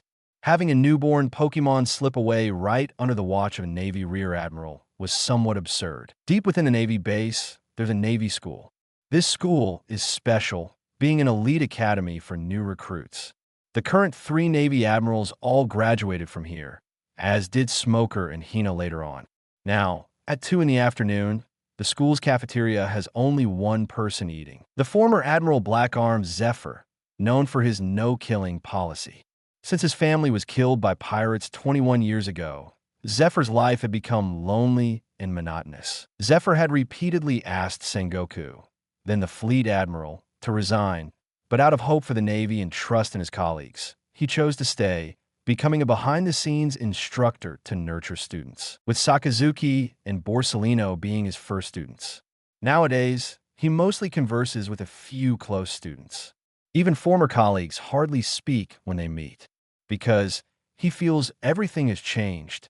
Whether it's Sengoku or Tsuru, everyone has changed since becoming the fleet admiral, Sengoku included. Garp hasn't changed, but due to his laid-back work attitude, which contrasts with Zephyr's, even though they're friends, they seldom talk. Zephyr usually doesn't dwell on these thoughts, as overthinking about the Navy only leads to doubts. Now, he only thinks about how to make his students stronger. An and Bins are almost ready to start learning Rokushiki, and in a couple of years, it might be time to take them out to sea for practical experience. Zephyr muttered as he picked up a piece of braised meat. Suddenly, he frowned, feeling as if an extra dog head had appeared in his peripheral vision. Woof! As if to respond to Zephyr's confusion, Growlithe barked. Whose dog? Zephyr looked down at the dog that had suddenly clung to his leg, finding it rather baffling. He also chided himself for being too relaxed, not noticing the dog's approach after over 20 years in the Navy base. Woof! Growlithe stuck out its tongue, looking expectantly at the braised meat in Zephyr's hand. You want to eat? Here you go. Zephyr placed his plate on the ground, still full of braised meat. He wasn't fond of such greasy food, but the chef insisted on preparing some for him. Growlithe didn't hesitate, opening its mouth to start eating. It was delicious. Where did you come from? Zephyr found the situation somewhat amusing as he watched. Woof! Growlithe shifted to let Zephyr see the hole on the ground behind it. You a dog can dig holes? Zephyr raised an eyebrow, not exactly surprised. After living so long, there wasn't much he hadn't seen. But this was indeed interesting. Growlithe ignored him, continuing to enjoy the meal. This braised meat was much tastier than what he had at home. Speaking of which, the year my son was born, my wife bought a dog. She hoped it would grow up with my son. We even named it Growlithe. Zephyr watched Growlithe, reminiscing about the past. Since the tragedy 21 years ago, he had never mentioned his family to anyone. Now, talking to a little dog probably wouldn't hurt. Woof! Growlithe didn't quite understand what Zephyr was saying, but hearing Zephyr call its name, it lifted its head, tilting it curiously at Zephyr. What? Your name is Growlithe too? Woof. Then we really do have a connection, huh? Zephyr couldn't help but laugh, reaching out to rub Growlithe's head. Then he found Growlithe's big head so enjoyable to pet that he ended up rubbing it a few more times. Dedan. Suddenly, a voice startled Growlithe. Zephyr noticed in advance this time. An orange, plump rat ran out of the hole. Such a strange call. Zephyr mused internally, but the next moment, he sensed something odd as Growlithe sped up its eating, seemingly anticipating what would happen next. Dedan. As family, Dedan arched its back, and Dedan knew it was about to do its business. Dedan didn't waste words, jumping onto Growlithe's tail, holding onto it. He was buying time for Dak, preventing Growlithe from running off. Zephyr watched the scene, full of questions, but he didn't plan to intervene, finding the whole affair quite entertaining. In less than 10 seconds, Growlithe wolfed down the braised meat. The moment Growlithe finished, the cafeteria door was flung open with a bang. End of Chapter 62. Chapter 62. As soon as Dak entered the room, he saw Growlithe attempting to dig a hole to escape, with Dedan frantically pulling at Growlithe's tail. Stop right there, you little rebel. Dak glared, releasing his Conqueror's Haki in an instant. The Conqueror's Haki was precisely controlled to intimidate without causing any physical damage, and its area of effect was limited to this small vicinity, unnoticed by those outside. Under the influence of Conqueror's Haki, Growlithe indeed no longer dared to run off, understanding that further mischief would anger Dak, possibly leading to no treats later. So it hurriedly lay down, flipped over to expose its belly, and wagged its big tail. Just as Dak was about to deal with Growlithe, a tall figure next to the dog swung an arm in an attempt to grab. A pirate. This was Zephyr's first impression of Dak. It was rare for someone within the Navy to possess Conqueror's Haki. Currently, the embodiment of Justice Sengoku was the only known Navy individual to have it. In Zephyr's mind, other bearers of Conqueror's Haki were typically pirates. His move was measured, aimed to capture, not to kill, considering Dak might not be a pirate. But regardless, the elite Navy school was part of the Marine base's restricted area, not accessible to just anyone. Zephyr was sure he had no recollection of Dak being associated with the Navy. Capture first, ask questions later. Darkrai. Dak, however, recognized Zephyr at first glance. Yet, he remained unfazed, standing still. The next moment, a shadowy figure leapt from Dak's shadow to stand in front of Zephyr. The two's hands met, and a momentary struggle ensued, surprisingly evenly matched. Dak silently assessed the strength of both Zephyr and Darkrai, noting Zephyr, despite being over 60, hadn't weakened to the state of losing an arm 10 years later.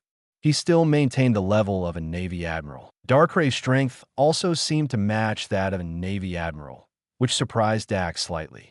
After all, Darkray's role was somewhat like a mage, whose close combat abilities certainly wouldn't compare to Sceptile's, but it still managed to contend with Zephyr. This indicated a full level. Once Darkrai learned both types of Haki, its strength would surely increase further. A Pokémon? Zephyr frowned, his gaze filled with surprise and inquiry.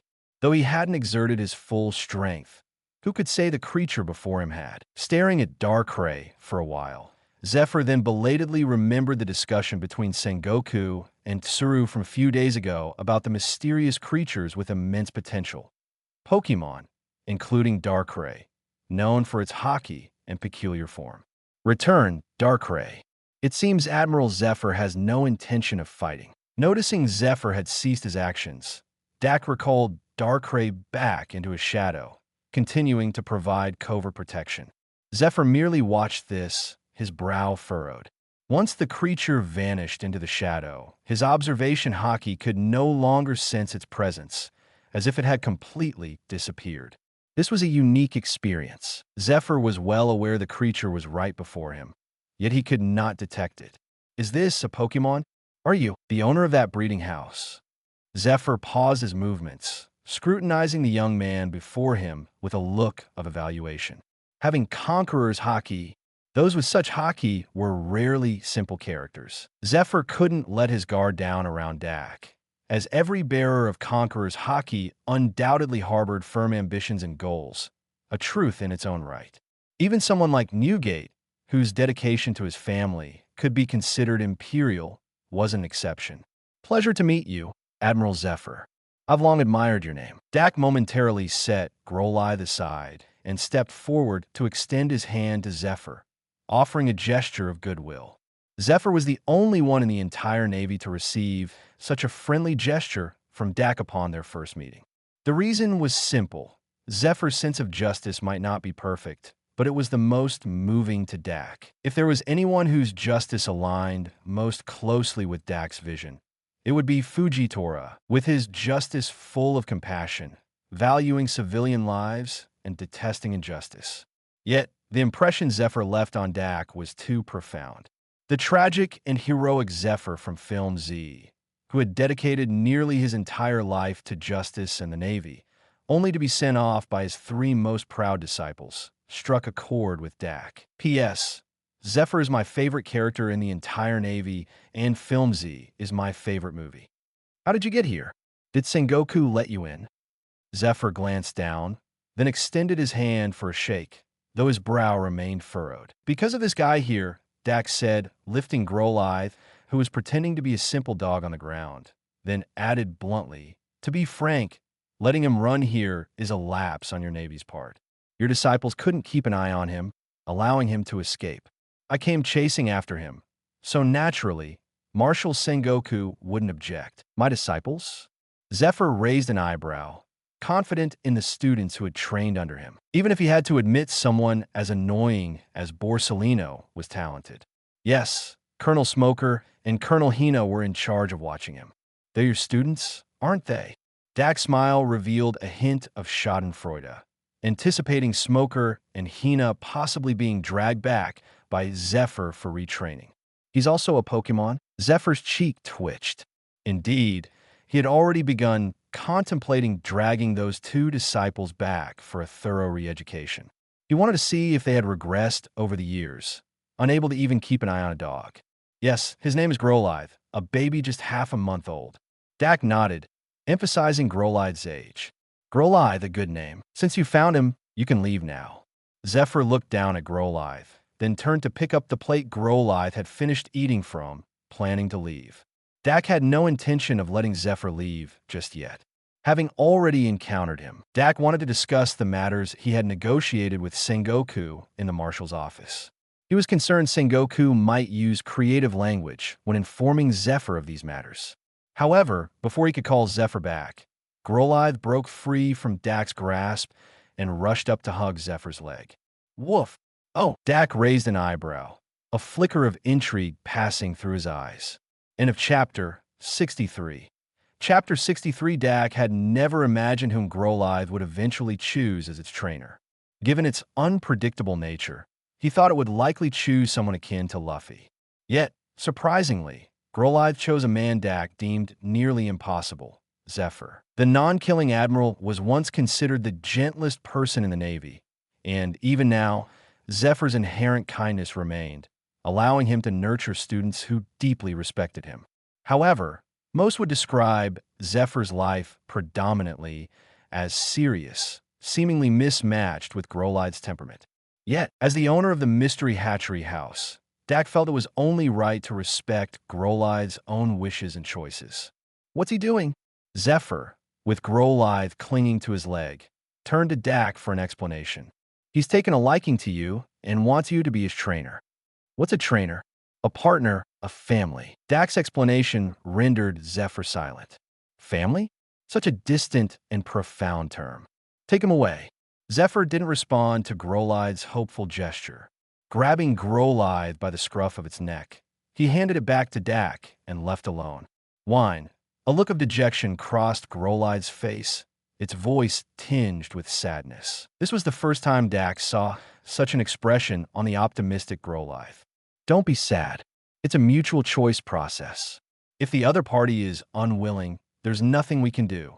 Dak gently rubbed Growlithe's head. Despite the trouble Growlithe often caused, Dak still cared for him as one of his own nurtured Pokemon. Whimper, Growlithe lifted its paw onto Dak, looking at him with hopeful eyes, wishing Dak could find a way. Dak couldn't fathom why Growlithe was so fixated on Zephyr. Growlithe's trait was Justice Heart, but in the games, this trait merely increased its attack when hit by Dark-type moves. Could it be that, as Dak previously explained at Tsuru and Gion, Growlithe was influenced by its trait, feeling a strong affinity for those who embody justice? Dak wasn't certain because this wasn't a game. The game mechanics might have altered effects in reality. He only had this speculation. Arwu, Growlithe continued to paw at Dak's clothes, causing him some distress. Growlithe seemed particularly stubborn about Zephyr, but Dak genuinely didn't know how to persuade Zephyr. Give me a moment. Let me think. Dak began to reassess his knowledge of Zephyr, suspecting Zephyr's rejection of Growlithe's voluntary fellowship was tied to his past. Zephyr's life had 3 major turning points: his family being killed by pirates, his beloved students murdered by pirates and losing his arm, and his nemesis becoming a warlord. The latter 2 hadn't happened yet, so the first must have deeply impacted Zephyr. Zephyr's decision likely related to that incident. Family, huh? Dak murmured. Perhaps Newgate would be more adept in this aspect. Stay by his side for now. I'll discuss this with Marshal Sengoku. Dak believed Sengoku wouldn't miss such an opportunity. Without hesitation, he turned to ask Gion to convey this matter to Sengoku. Dak didn't go himself. Anticipating the outcome, he felt no need to make the trip. Then, he returned to the Navy School with Growlithe. By then, Zephyr had already begun training his students on the playground, where Dak could spot Ein and Bins among the somewhat unfamiliar faces. You're back? What for? Zephyr, ignoring Growlithe bouncing to his side, turned his attention to Dak. He remained wary of Dak and planned to inform Sengoku about Dak possessing Conqueror's Haki. I have an important matter to discuss. Dak wasn't bothered by those concerns. What is it? Here's the thing. Dak shared the details of his discussion with Sengoku in the office. Marshal Sengoku has agreed that from now on, you and your disciple Kazan will be responsible for distributing Pokemon eggs. Why me? This task didn't bother Zephyr, who wasn't averse to trouble. He was just curious why Dak would specifically request someone he hadn't met to undertake such an important task. Because in all of a Navy, I trust your sense of justice the most. Dak, somewhat presumptuously, patted Zephyr's shoulder. Sengoku might distribute Pokemon indiscriminately to powerful or potential Navy members without regard to their character for the sake of military strength. But Zephyr was different. At least at this point in time, his justice was trustworthy. Do you know me that well? I was fighting for justice on the seas before you were even born. Zephyr's words were blunt but undeniable. I've heard plenty about your past. In my view, sparing enemies is foolish, and I believe you wouldn't make such a decision now. Dak's words struck a chord with Zephyr, reminding him of his past leniency that led to his family's tragedy. Though Dak's words were harsh, Zephyr didn't get angry because they were true. He had often blamed and loathed his former self. Looking back, he found his past self naively pitiful for showing mercy to pirates. More importantly, it's about Growlithe. Every Pokemon has its unique trait, and Growlithe's is Justice Heart. Dak left it at that. He didn't elaborate on what Justice Heart meant, letting Zephyr fill in the blanks. The less said, the better. Zephyr looked down at Growlithe, failing to see the connection to justice. Anyway, I trust in Pokemon's choices. The one they choose can't be wrong. That's why I think entrusting this to you is correct. Please ensure these children are handed to people who won't abandon them. I'm counting on you, Admiral Zephyr. Dak took a step back and bowed slightly, earnestly entrusting this task to Zephyr. You don't have to tell me. I do it anyway. Zephyr turned slightly, continuing to watch his students. And take care of Growlithe, please. End of Chapter 64. Chapter 60, for there's no rush to settle Growlithe's fee. Since Zephyr hasn't accepted Growlithe yet, there's a possibility they might not end up together. Dak wouldn't force his Pokemon to follow someone they're not keen on, nor would he force someone to take care of a Pokemon they don't want. As for Growlithe's price, it's bound to be sky high. Considering Growlithe's potential, species, traits, and rarity, this Pokémon is among the elites. Additionally, some game versions describe it as a Pokémon from ancient legends of the Kanto region, which justifies a high price. The Navy has deep pockets. If needed, they would secure funds from the world government. Even if the Navy were short on funds, Zephyr wouldn't be. He spent over 2 decades at the base with little to spend on, likely saving a considerable amount. Growlithe's base price, 300 million berries, on par with a Paramecia-type devil fruit. But the final outcome is still up in the air, so Dak can only take the remaining Pokemon babies and leave for now. Back at the shop, only 13 Pokemon babies are left, including Bon Clay's Smoochum and Robin's Miltank. Upon returning to the shop, it feels so much quieter all of a sudden, Bon Clay observed, watching the Pokemon skillfully return to their designated spots to nap, missing Growlithe's usual antics. Sceptile remained silent, quickly leaping back onto the tree to rest. Dak thought Sceptile might be somewhat happy about Growlithe's absence, but it doesn't seem to be the case. He couldn't detect any particular emotion from Sceptile's behavior or demeanor. Robin, hearing the noise outside, came out from the kitchen where she was preparing dinner. Has Growlithe also found a trainer? She immediately noticed Growlithe's absence. Yes, he seems quite fond of Zephyr. The non-killing Admiral? Growlithe has excellent taste then. Robin smiled, happy for Growlithe finding a formidable trainer. But there's more to her reaction. Dak noticed tears in her eyes, not for Growlithe, but present since she stepped out from the kitchen. As Dak pondered over this, Robin approached and hugged him. "Thank you, Dak," she said, resting her head on Dak's shoulder, taller than him. Dak guessed she might have used the moon feather to dream about her deceased mother during the afternoon nap. Though curious about what Olivia might have said to Robin, Dak refrained from asking. "By the way, Dak, look, I made cookies. Try them." Robin quickly released Dak and went back into the kitchen to fetch a plate of cookies, which looked decently made. "Why the sudden interest in baking cookies, Robin? Thinking of becoming a breeder?" Dak tasted one, barely remembering any instances of Robin cooking. Quite unpalatable. Dak's expression twisted, though not dramatically enough to compare to a devil fruit's effect, just plainly not tasty. "Mom talked a lot with me. She didn't want me to follow in her footsteps or carry on O'Hara's legacy. She just wished for me to live a peaceful life, to be a good wife and mother," Robin smiled, leaving unsaid Olivia's final advice not to be like her. "Oh, so you're practicing your culinary skills for the future? Impressive, Robin." Dak widened his eyes, unable to imagine who would be lucky enough to have Robin as a wife, knowing she could easily manipulate them. "So how is it?" Robin looked at Dak expectantly, her eyes gleaming. Dak carefully weighed his words. "Not tasty." Robin seemed a bit disheartened. "It's okay. Men are simple creatures. Even if it's not tasty, as long as it's a handmade cookie, they'll be happy. Just knowing you made an effort will surely make them appreciate it," Dak reassured her. "Is that how you feel too, Dak?" Robin hesitated before looking at Dak with the plate in hand. "Of course, I'm also a man." Dak gave a thumbs up, grinning. "I can't imagine who will be fortunate enough to have Robin as a wife. That man would indeed be very lucky. It's better not to look forward to something so distant."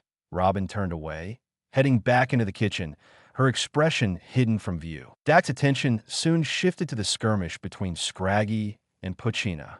"Small mistake fixed here, really?" Pokemon's names are a pain in the ass to translate. Only Bon Clay observed everything, his expression peculiarly amused. After a peaceful night, a new day dawned. An important day was upon them. The last day to complete the main mission and to use Mihawk's assistance in finding a location for the new branch. Dak was eager to start the new main mission. End of Chapter 65. Chapter 65. Dak wavered for a long time between the paradise of the seas and the vast expanse of the Four Blues. There were myriad factors to mull over. For instance, the composition of power and the quality of clientele. The wealthy in the Grand Line were undoubtedly numerous, with every sort of individual present due to the dark underworld thriving across the length of the Grand Line, the leaders of which conducted their illicit dealings here. However, the client quality on the Grand Line was undeniably poor, as the area teemed with pirates, nobles, merchants, and slave traders in abundance. Essentially a collection of scoundrels undeserving of Pokémon. It was probable that the Marine stationed near the new outlet would prevent pirates from entering the shop to acquire the power of Pokémon. The primary clientele for the Mystery Hatchery House remained the overwhelmingly numerous civilians, followed by the Navy and the Revolutionary Army, a fact that Dak had thoroughly considered. And these individuals were primarily concentrated in the Four Blues. But the Four Blues were impoverished. Forget about a Pokémon with a blue talent worth 10 million belly. Even purchasing a green talent Pokémon egg was a struggle, while civilians on the Grand Line could easily produce 1 million. This was a significant consideration in Dak's decision-making process. He deliberated over this with Bon Clay and Robin, even seeking insights from Newgate and Tsuru. A decision was finally made. Paradise, Water 7. Indeed, it was the place where he had previously rendezvoused with Morgans, and also the place that thus far had shown the utmost reverence for the power of Pokémon. Both the Whitebeard pirates and the Navy had recommended Water 7, convincing Dak with their reasons. Water 7, situated along the central route of the Grand Line, was among the cities with the highest customer traffic in Paradise, second only to the Sabati archipelago. As Newgate had mentioned, this locale was a hub for the world's freest shipwrights, in a world where one was essentially immobilized without a ship. Hence, numerous individuals made their way to Water 7 monthly to commission ships, a key reason for the city's high traffic. The erstwhile Rocks Pirates, and the Roger Pirates as well, had ordered their vessels here. As Tsuru put it, the sea train connecting several islands was nearing completion, which would further boost Water 7's customer traffic. Moreover, to the northeast of Water 7 lay the formidable Enies Lobby, causing dread among countless criminals. Due to this island, Water 7's law and order was exemplary. Virtually anyone visiting Water 7 would behave, not daring to stir trouble. Setting up a mystery hatchery house, there virtually eliminated worries about minor thieves causing disturbances. But Dak also contemplated a point not raised by Tsuru. Water 7's proximity to Marine Ford was relatively close. Not as close as the Sabati archipelago, but the sea train journey via Enies Lobby was not slow. For the Navy, this undoubtedly placed the Mystery Hatchery House under their watchful eyes. Neither party mentioned the Bubble Island. There, despite the significant customer flow and abundance of wealthy individuals, the prevalence of riffraff made a no-go.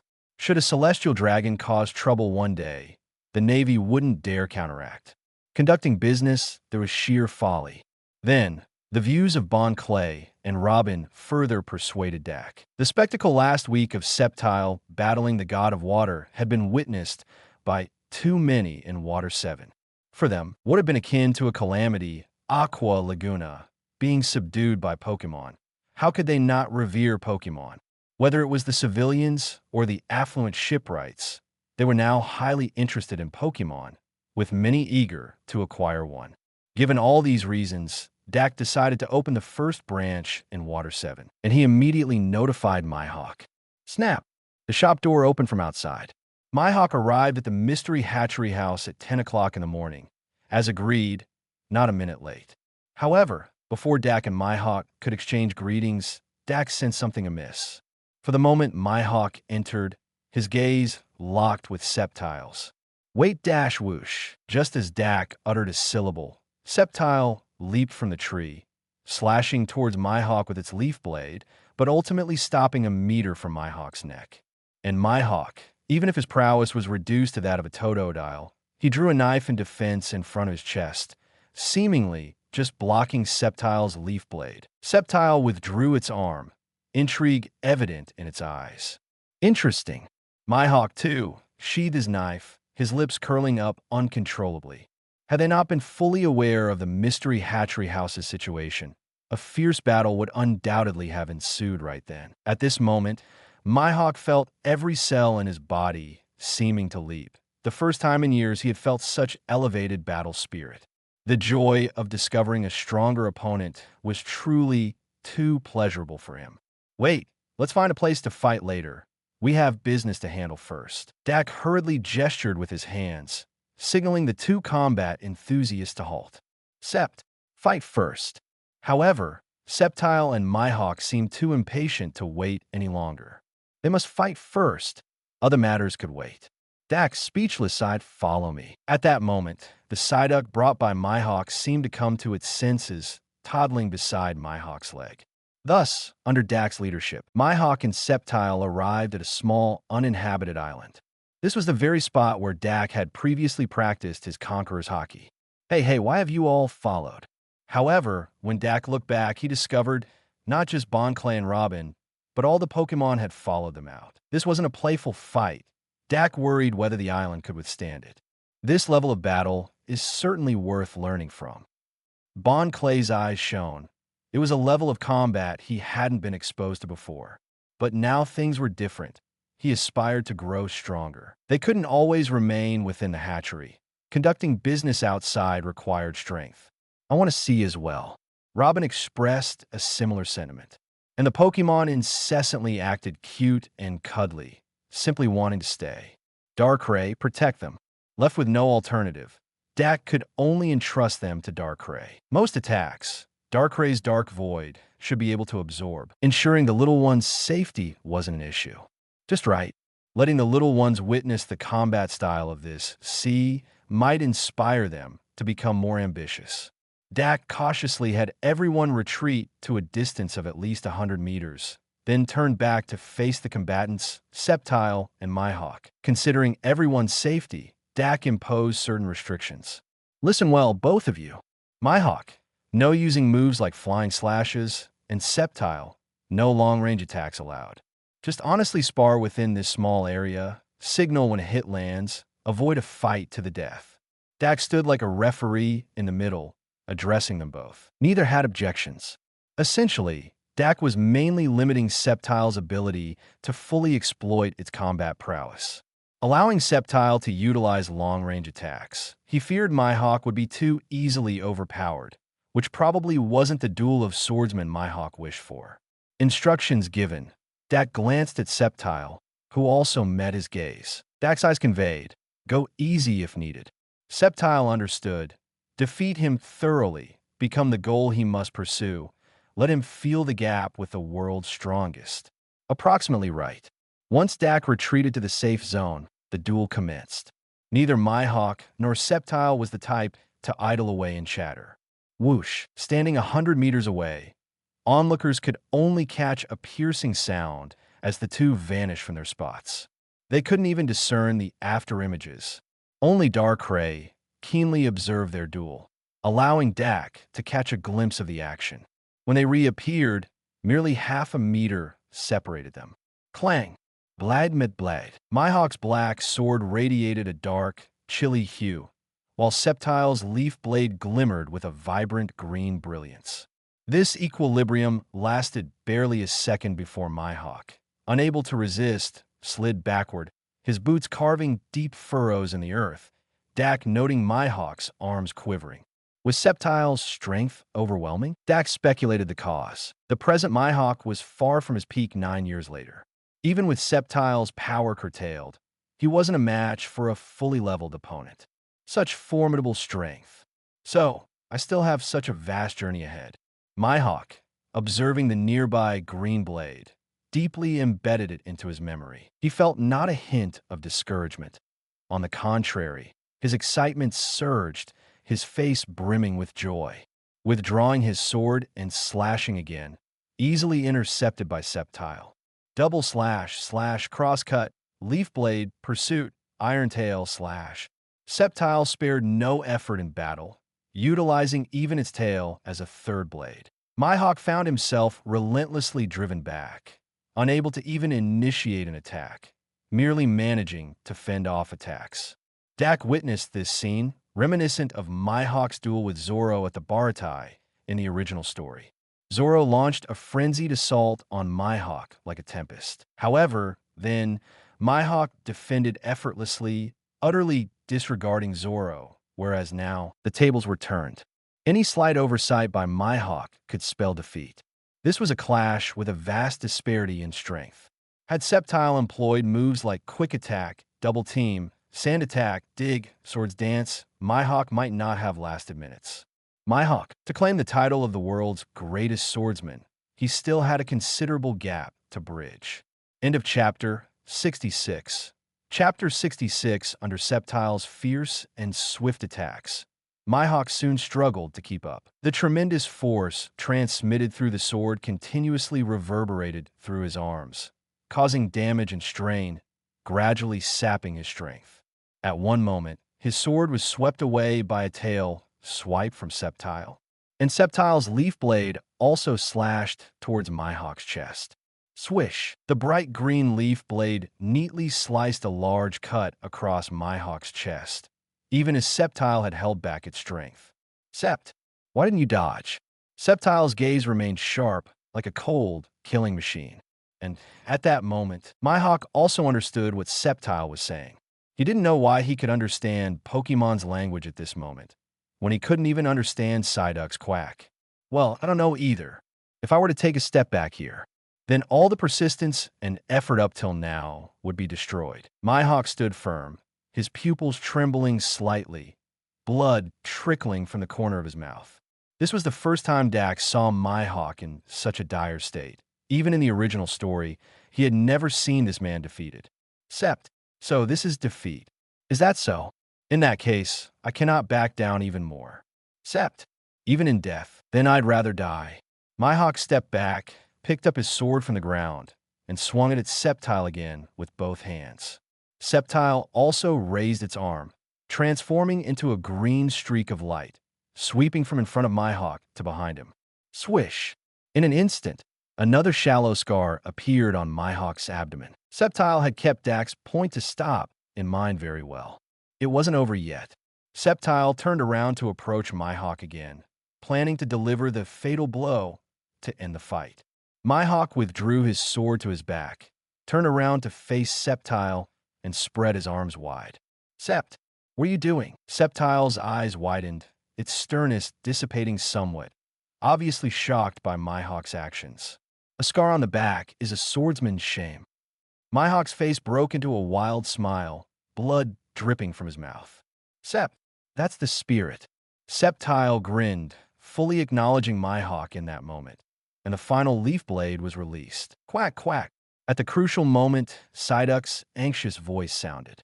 The dazed little guy had only now reacted, clumsily running over with its head in its hands, seemingly trying to stop Sceptile. Psyduck's intervention also made Sceptile halt its next attack. Sceptile, that's enough. There's no need to continue. At this time, Dak also came to his senses, declaring the end of the battle. He had been stunned. What? Role reversal. You're Rorinoa Mihawk, and he's Dracul Sceptile, right? Mihawk collapsed backwards, lying on the ground and gasping for breath, his eyes slightly unfocused. Until a duck's head entered his field of vision, did he gather a bit more focus. No choice.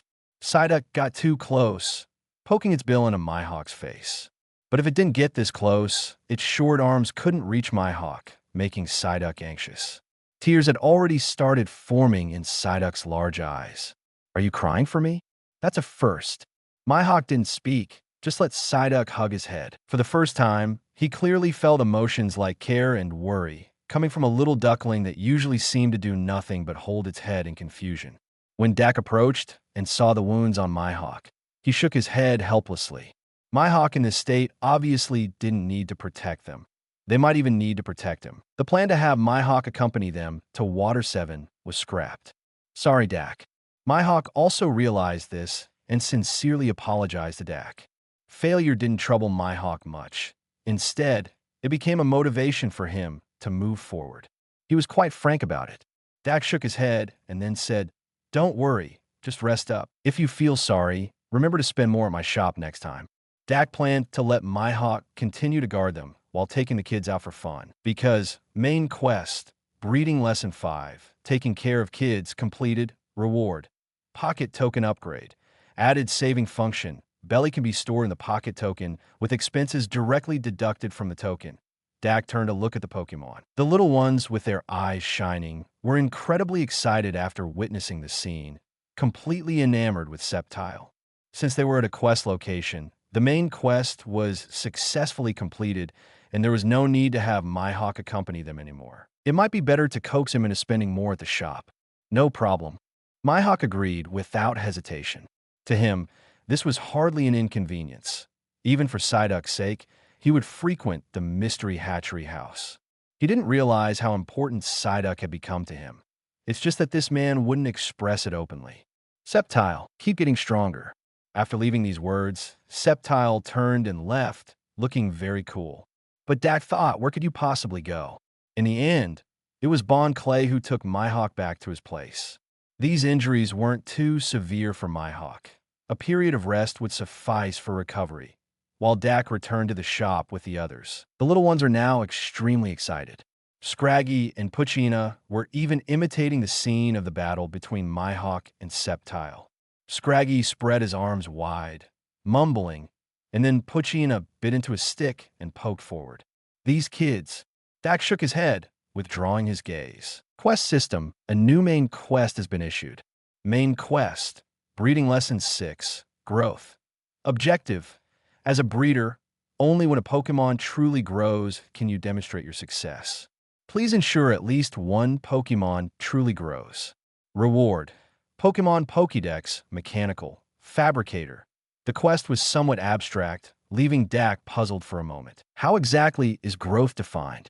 For Pokémon, what constitutes growth? Physical development counts as growth, as does learning lessons. The timing for the reward was impeccable.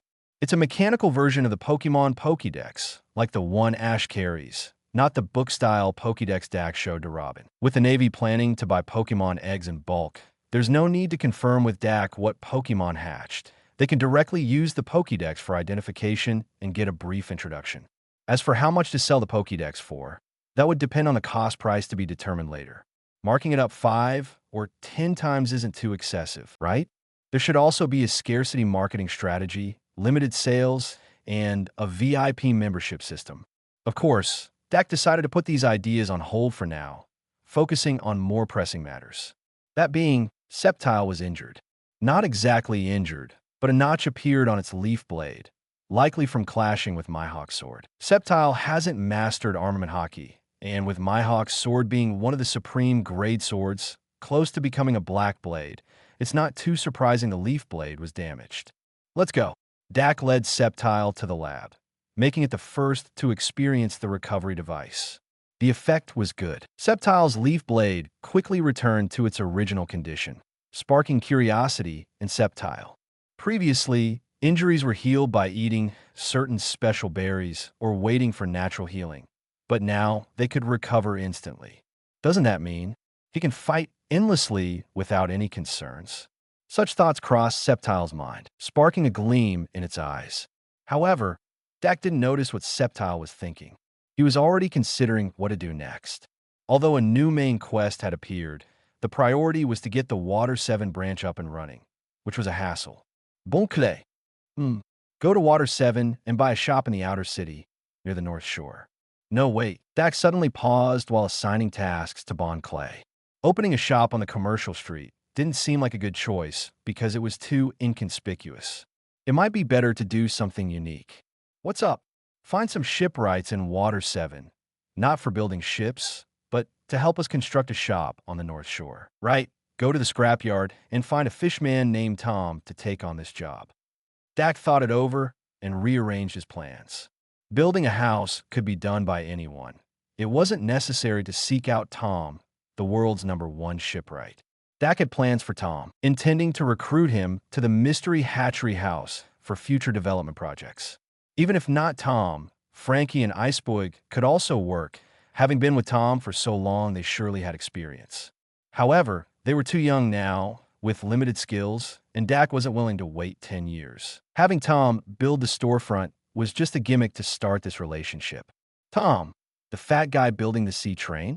He's swamped right now. How could he take on this job? Bon Clay wasn't just idly standing by. In his free time, he and Robin would leave the shop to gather information to help Dak analyze the situation in the sea and keep an eye on major events. The Sea Train project had been in the newspapers, so Bon Clay was naturally aware of it. That's true.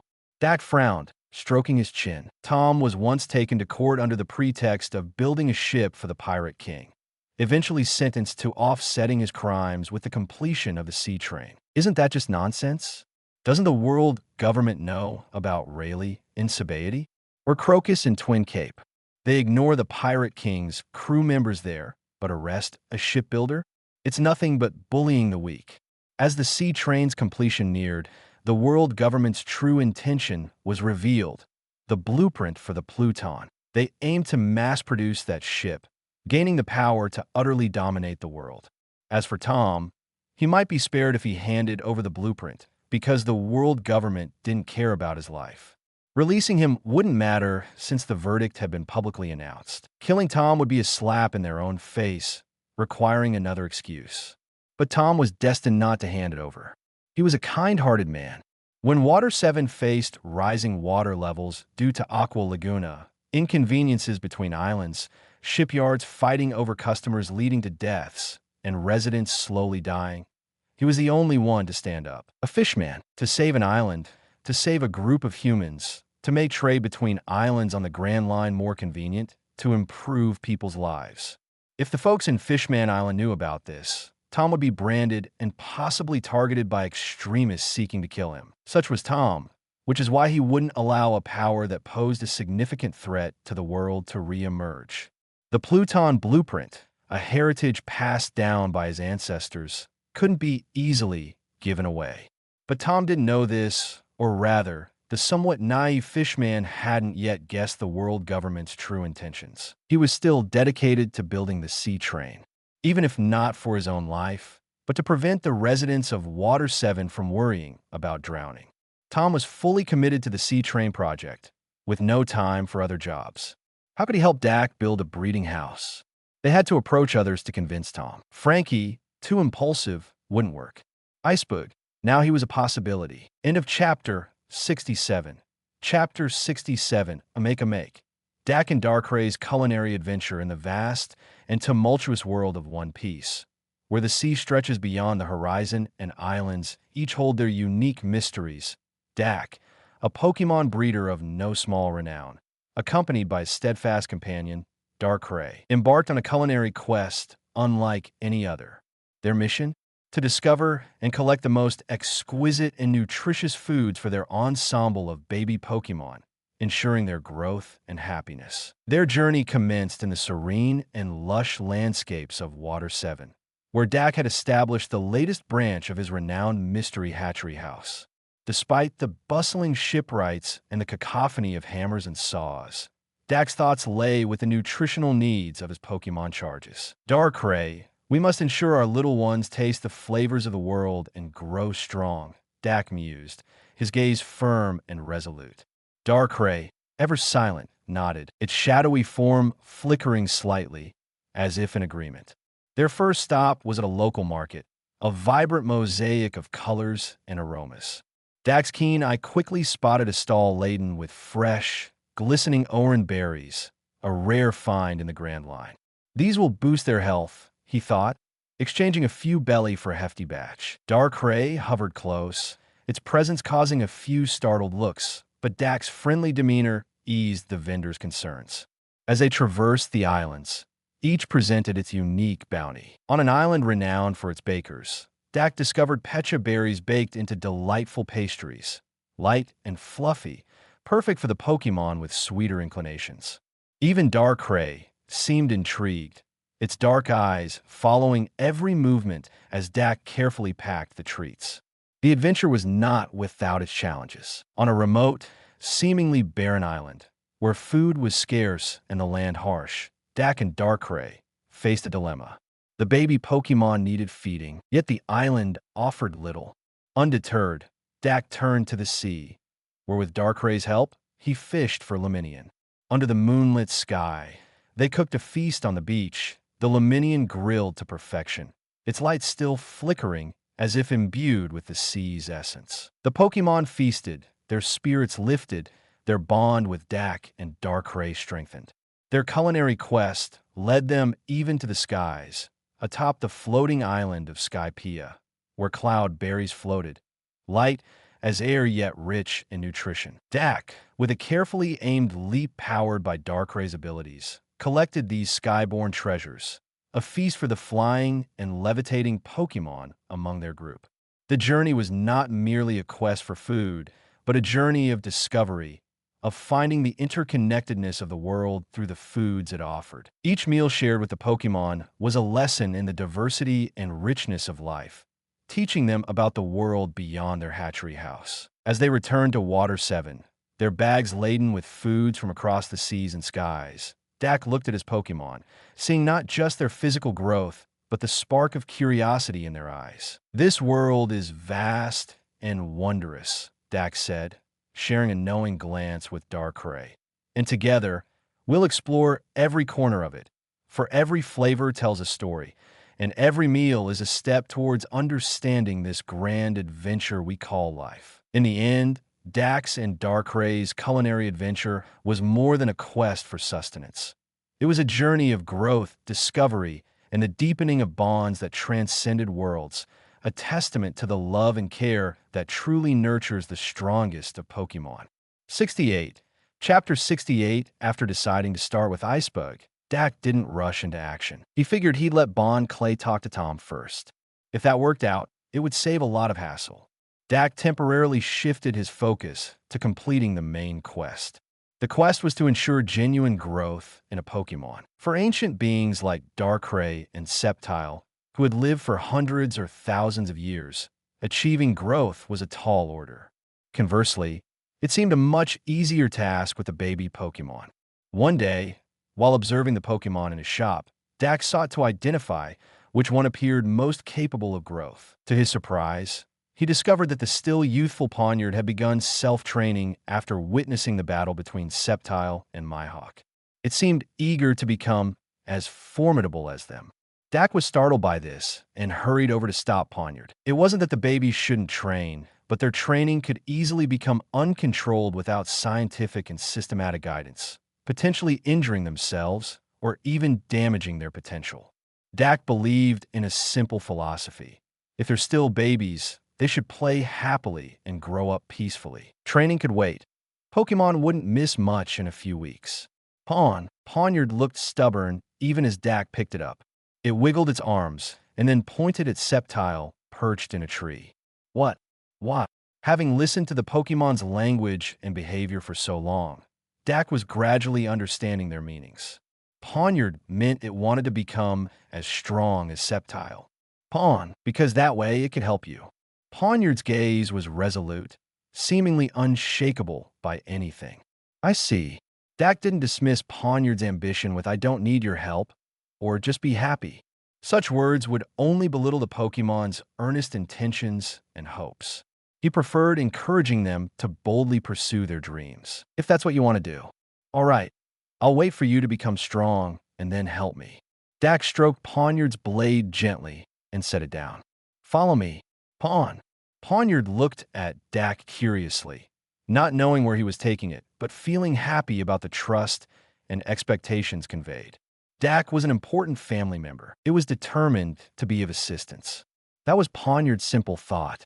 But most Pokémon would strive for such a simple belief and commitment for a lifetime until their person died, or they themselves did.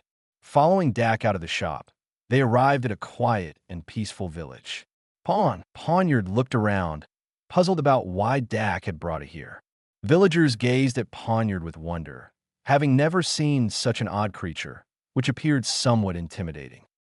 Dak was checking the route when he suddenly spotted a little green-haired potato passing by, with two bamboo swords tied to its waist, dragging on the ground and leaving a faint trail. That was none other than Roronoa Zoro, whom Mihawk would later describe as juggling 3 swords. Of course, Zoro seemed to be using 2 swords for now. What? You're asking for directions. A question mark appeared over Dak's head, invisible to others. The scene felt familiar, but he couldn't place it at the moment. "I heard there's a formidable dojo nearby. I'd like to visit." Dak shook his head, dismissing the thought as unimportant. Zoro should know the way back to the dojo, right? "Oh, come with me then." Young Zoro, quite proud, strutted forward with a step that seemed to disown all kin. Dak, with Poniard in tow, followed. Villagers marveled at the sight, surprised anyone would dare ask Zoro for directions. As dusk began to fall, Dak started regretting trusting Zoro. Poniard, however, silently stayed by Dak's side, not one to complain. I'm telling you, I'm not lost. I was just testing your stamina. Our dojo isn't for just anyone. Only those with enough patience can enter. Zoro, red-faced and neck bulging, loudly explained, his face screaming guilty. Yeah, sure. Dak didn't want to argue further, nearly causing Zoro a stroke. Having always stayed in the village, where had he seen such verbal artistry? Hey, Zoro, you idiot. Didn't I tell you to stay put if you're lost? Are you a 3-year-old? Getting lost at your age. From afar, a little girl with short blue hair, Kuina, approached, looking like she had been searching for a while. Kuina, the daughter of Kushiru, a girl tragically killed by plot circumstances. A genius little monster who defeated countless adults and beat little Zoro thousands of times to die from fall in the attic? Ridiculous. You don't know anything. I'm not lost. I was testing them. Zoro stubbornly retorted, pointing at Dak and Poniard. Who are you? I've never seen you on this island. Kuina began scrutinizing Dak and the unusual Poniard. Struck by Dak's appearance, Kuina confirmed they weren't from the island. Not to mention, they were accompanied by a strange and dangerous creature. We heard about a reputable dojo here and wanted to visit. If possible, I'd like this child to stay and learn. Dak was moved by Kuina's gesture, seeing light at the end of the tunnel. He also patted Poniard, who nodded stoically in agreement. Do you want to join the dojo? Kuina relaxed significantly upon hearing this. The naive and pure girl, unfamiliar with dangers beyond the seas, appeared both mature and innocent. Yes, Dak nodded. That was indeed why he brought Poniard here. Of course, the main goal wasn't necessarily for Poniard to learn under Kushiru or to forge any significant bonds with Zoro. If learning was the objective, he could take Poniard to Mihawk. Mihawk would be pleased, Poniard would receive guidance, and Dak could profit from Mihawk, benefiting all parties. But Dak was interested in the swordsmith Kushiru, who forged Wado Ikamanji and Yubashiri. Poniard's essence was a blade. Even after evolving into Bisharp, its nature wouldn't change. Perhaps Kushiru's unique teaching methods could refine Poniard's blades to rival great swords. Or at least, Poniard could learn much from him. Like what Zoro learned about what is a sword and naming wisdom. Only Dak knew these thoughts, and without any suspicion, innocently led them back to the dojo. Ishin Dojo, seeing the dojo's sign, Dak remembered its name. A mild-looking man with squinted eyes stood at the dojo's entrance. As Dak and Poniard appeared in his view, the man slightly opened his eyes. Dak felt a pang of worry. Legend has it, when squinty-eyed folks open their eyes, something dire happens. Father, teacher, Kuina and Zoro bowed upon seeing Kushiru, showing genuine respect. Dak gave Zoro a sideways glance. He thought Zoro would only mature after Kuina's death. It seems his transformation began the moment he joined the dojo. Good day. We're here to disturb. Dak greeted Kushiru, mimicking the gesture with Poniard. Manners start young. Good day, it's getting late. Let's talk inside the dojo. Kushiru, a very humble man, made Dak feel comfortable. The Navy might display basic etiquette towards Dak, but their inherent arrogance was unmistakable, unlike Kushiru. Then, Kushiru led them into the dojo. As Dak stepped into a dim area, Darkrai silently appeared beside him, whispered something, and then vanished into the shadows unnoticed. Kushiru, huh? Dak didn't turn towards where Darkrai indicated, merely speculating about the identity of the person peeking from there. Following Kushiru, they reached a quiet room. Kushiru sat down on the tatami, adopting a kneeling posture, while Dak chose to sit cross-legged. Poniard stood behind Dak, not taught by Dak, but acting on its own volition. This action earned Kushiru's silent approval. He didn't force dojo children to learn cumbersome traditions, but he appreciated those who showed discipline. Of course, due to Kushiru's squinted eyes, no one saw this appreciation. Zoro immediately went to the backyard to train, seemingly eager to surpass Kuina. Rude idiot, Kuina complained as she watched Zoro's departing figure. Then, she prepared 3 cups of tea, serving the guests first, then her father. She intended to kneel beside Kushiru as he taught, but seeing Poniard standing, she felt awkward sitting and stood instead. End of Chapter 69. Chapter 69. So you want this child to join the Ishin dojo for training? Kushiru looked at Poniard standing behind Dak, curiosity evident in his gaze. But Dak couldn't see it. This caused Dak considerable frustration. The inability to observe the other party's expressions made it challenging for him to decipher their thoughts, complicating communication. No wonder everyone says those with squinty eyes are enigmatic. Then I might as well squint too. Unaware of Dak's thoughts, Kushiru saw him suddenly squint, which puzzled him, prompting 3 question marks to metaphorically appear over his head. Kuna nearly laughed at the sight, but managed to restrain herself, thanks to her good upbringing. Yes, this child wishes to become stronger. You should be able to see his talent. He's destined to be a swordsman. Unfortunately, I lack any knowledge of swordsmanship, which is why we've come to seek your guidance.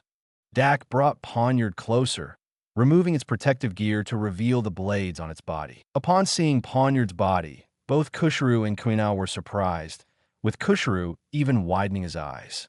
Without reservation, it could be said that Poniard seemed naturally destined for the way of the sword. Poniard bowed to Kushiru. It didn't want to leave the mystery Hatchery House or Dak, but it also desired to grow stronger, very much so. Poniard is a Pokémon. Dak preempted Kushiru's curiosity, addressing his question directly. Indeed, Kushiru nodded, not overly surprised. His openness to new things was not typical of someone from the East Blue, but rather resembled that of someone from the New World. Well then, let's proceed with an entrance test. An entrance test? Dak paused, taken aback. Was such a thing necessary to join the dojo? Kuina, you'll handle it. Okay.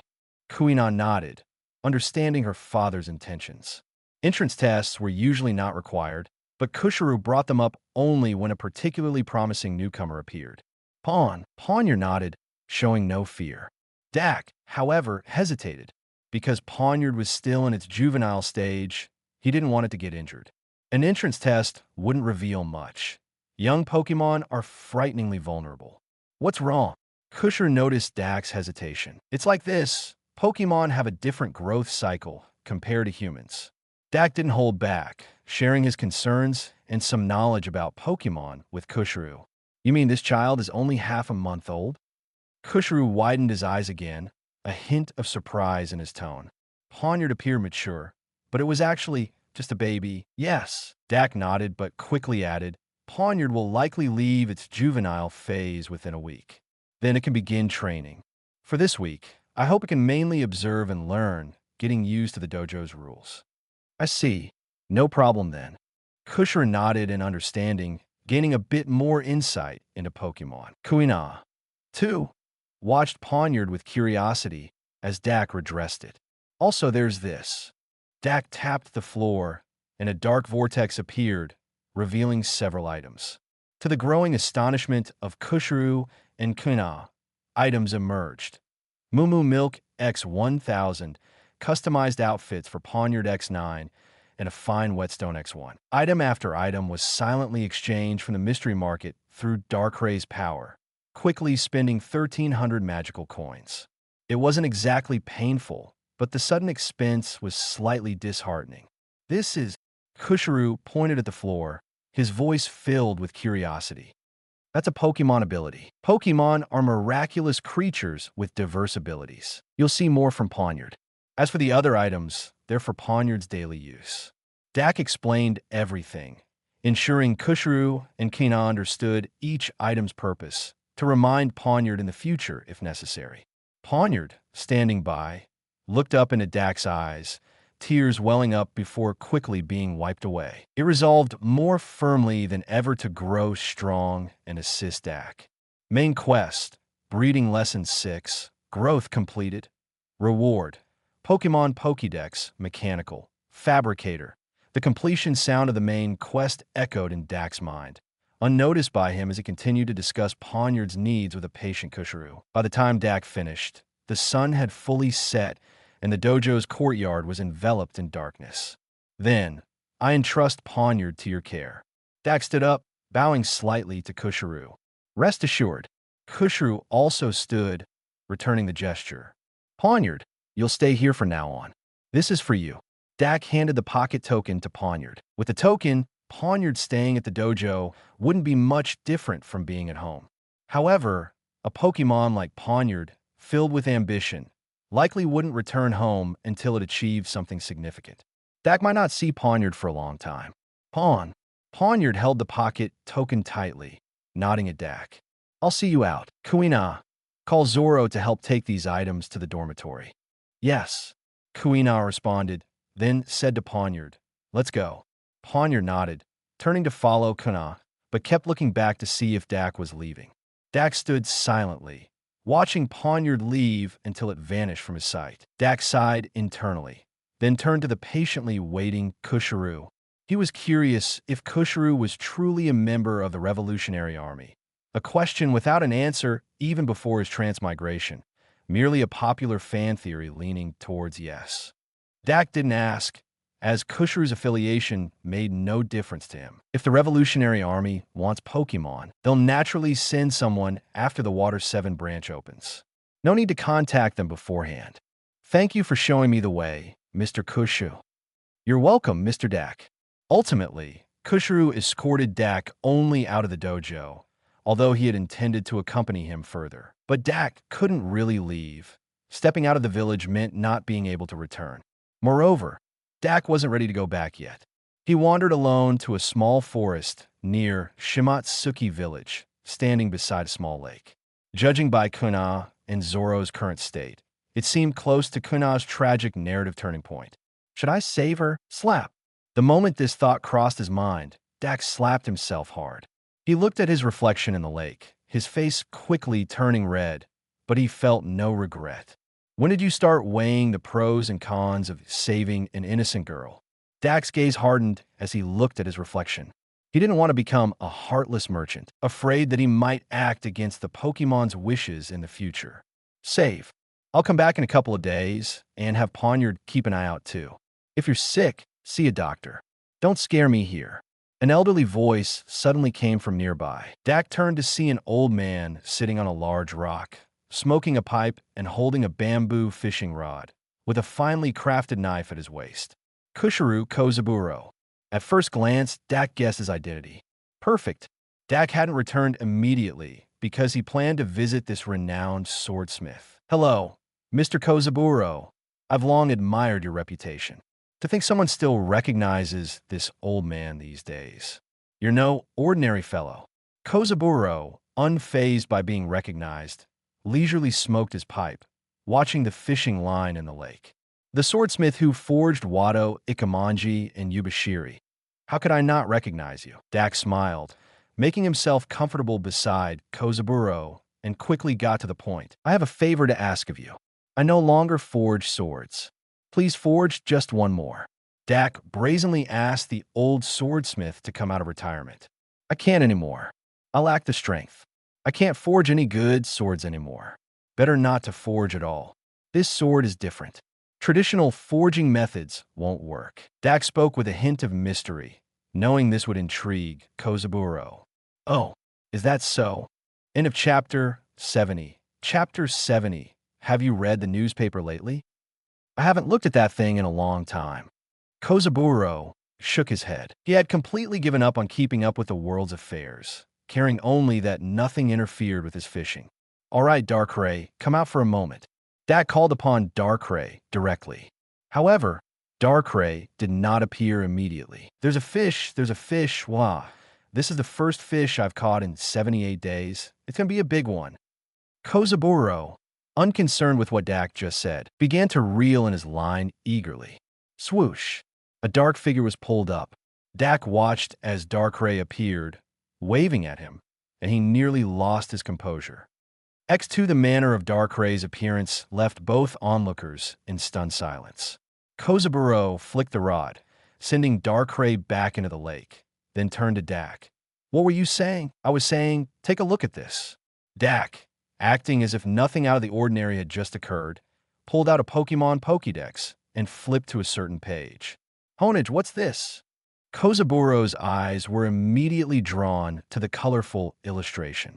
He had never seen such a peculiar sword, complete with eyes. This is a Pokemon, a magical creature with great potential that has become well known across the seas. Many people long to have a Pokemon of their own. Dak flipped through a few more pages, showing Kushru the diversity of Pokemon beyond just Honage. So, what are you suggesting? Kozaburo furrowed his brows, thinking back to Dak's mention of a unique sword. Right now, in your son's dojo, there's a unique Pokemon. Dak turned the Pokédex to the page on Poniard and showed it to Kozaburo. These are part of their body. Yes, which is why I mentioned that your traditional forging methods won't work. Interesting. Kozaburo's eyes sparkled with intrigue. Poniard indeed caught his interest. I have many dreams. This child's desire to grow stronger is his dream, and therefore, it's my dream as well. I've entrusted him to the Ishin Dojo. What I value is not your son's teaching level, but your forging skills. Dak could be straightforward with Kozaburo in a way he couldn't with Kushru. I want to use your skills to help him become the strongest sword in the world, ensuring there's no misunderstanding about his intentions. You have that much confidence in me? Yes. Well, I have no one else to turn to. Dak nodded, his face showing complete trust in Kozaburo, whose forging skills were indeed among the best in the world. Hearing Dak's decisive words, Kozaburo couldn't help but feel a bit proud and happy. If it's your dream, why not try to achieve it yourself? Can dreams really be entrusted to others? Because I lack the ability, my assistance would be limited, and besides, Dak paused, then recalled a saying, is there anything wrong with a man entrusting his dream to another man? This quote came from the owner of a weapon shop in Logtown, East Blue, who had entrusted Zoro with a great-grade sword Yubashiri. All right, Kozaburo didn't expect such a compelling statement from Dak, and leaped up excitedly, standing before him. Dak was nearly taken aback. Leave your sword to me. Oh, thank you. When Dak returned to the mystery Hatchery House, the baby Pokemon were already asleep on the lawn. Dak tiptoed back to his bedroom, feeling a bit weary as he sat at his desk. The mission's already completed? When did that happen? Dak was surprised to see the main quest had been completed, as he hadn't heard the notification. But it was late, and he decided to leave the Pokemon Pokédex Fabricator for tomorrow, focusing on the new quest instead. Main quest, Breeding Lesson 7, Battle. Objective, breeders are also responsible for strengthening their Pokemon, not just in health and vigor, but also in combat skill. Please have 2 of your Pokemon, not older than 3 months, battle with at least 100 spectators. 80% of the audience must find the battle genuinely thrilling, recognizing the charm of Pokemon battles. Reward, first-generation Pokemon Ball manufacturer machine. The quest was straightforward, unlike the previous abstract task. However, Dak was somewhat disappointed with the reward. He had never planned to introduce Pokemon balls into this world. Although Pokemon balls could be highly convenient and effective, the idea of forcibly confining Pokemon was distasteful. Not every Pokemon was as willing as Misty Psyduck to enter and exit a Pokeball freely. Moreover, Pokeballs could limit and tame wild Pokemon upon capture, a function Dak did not want. Pokemon should choose their trainers. Unwillingness should not be overridden by a mere ball. Still, Dak searched the mystery market. First-generation Pokemon Ball allows carrying Pokemon conveniently without any special effects. Pokemon can enter and exit freely according to their will. That's interesting. This version seemed to be made from special wood or fruit, appearing rather primitive, but effectively capturing the essence of what Dak found acceptable. If this type of Pokeball could be mass-produced, the Navy would surely buy them in bulk for surprise and raid battles. The reward was modest, merely adding a slight benefit from Dak's perspective, as he didn't intend to use Pokemon balls himself. After closing the quest panel, Dak decided not to dwell on it further and went to sleep. Everything could wait until tomorrow. Otherwise, he'd end up too restless to sleep. The next day, Dak's first update was from Frankie, who reported as expected, Tom was too busy with the sea train to construct a building for them. He was dedicated to its completion. But there was good news. According to Bon Clay, Tom hesitated significantly upon learning it was for a Pokémon store, taking an entire afternoon to decide before ultimately refusing Bon Clay's request. Dak quickly understood Tom's reasoning. Tom must have witnessed Sceptile's power and knew it could help minimize the damage from Aqua Laguna, potentially saving a significant loss. Moreover, the presence of a Pokémon store would undoubtedly increase traffic to the island, benefiting local businesses. But Tom realized this was a temporary solution. The sea train was the key, hence Tom's refusal. All right, his hesitation suggests there's room for negotiation. Dak nodded, satisfied with the outcome. What was Icebug's reaction? He's quite interested in Pokémon, as is the blue-haired Frankie. If not for Tom's refusal, they'd likely be eager to help with the store's construction to observe Pokémon up close. Dak acknowledged. Frankie's curiosity was No more novels? Take part in the voting. The most requested novels and those with the most likes will be chosen for publication on euroaudiobooks.com. There, I can upload as much as I want without the risk of receiving a strike. Our 18 novels and other content that exceed what is morally acceptable are only published on Patreon or the free novels page. Remember, the site is funded by donations on Ko-fi and Patreon memberships.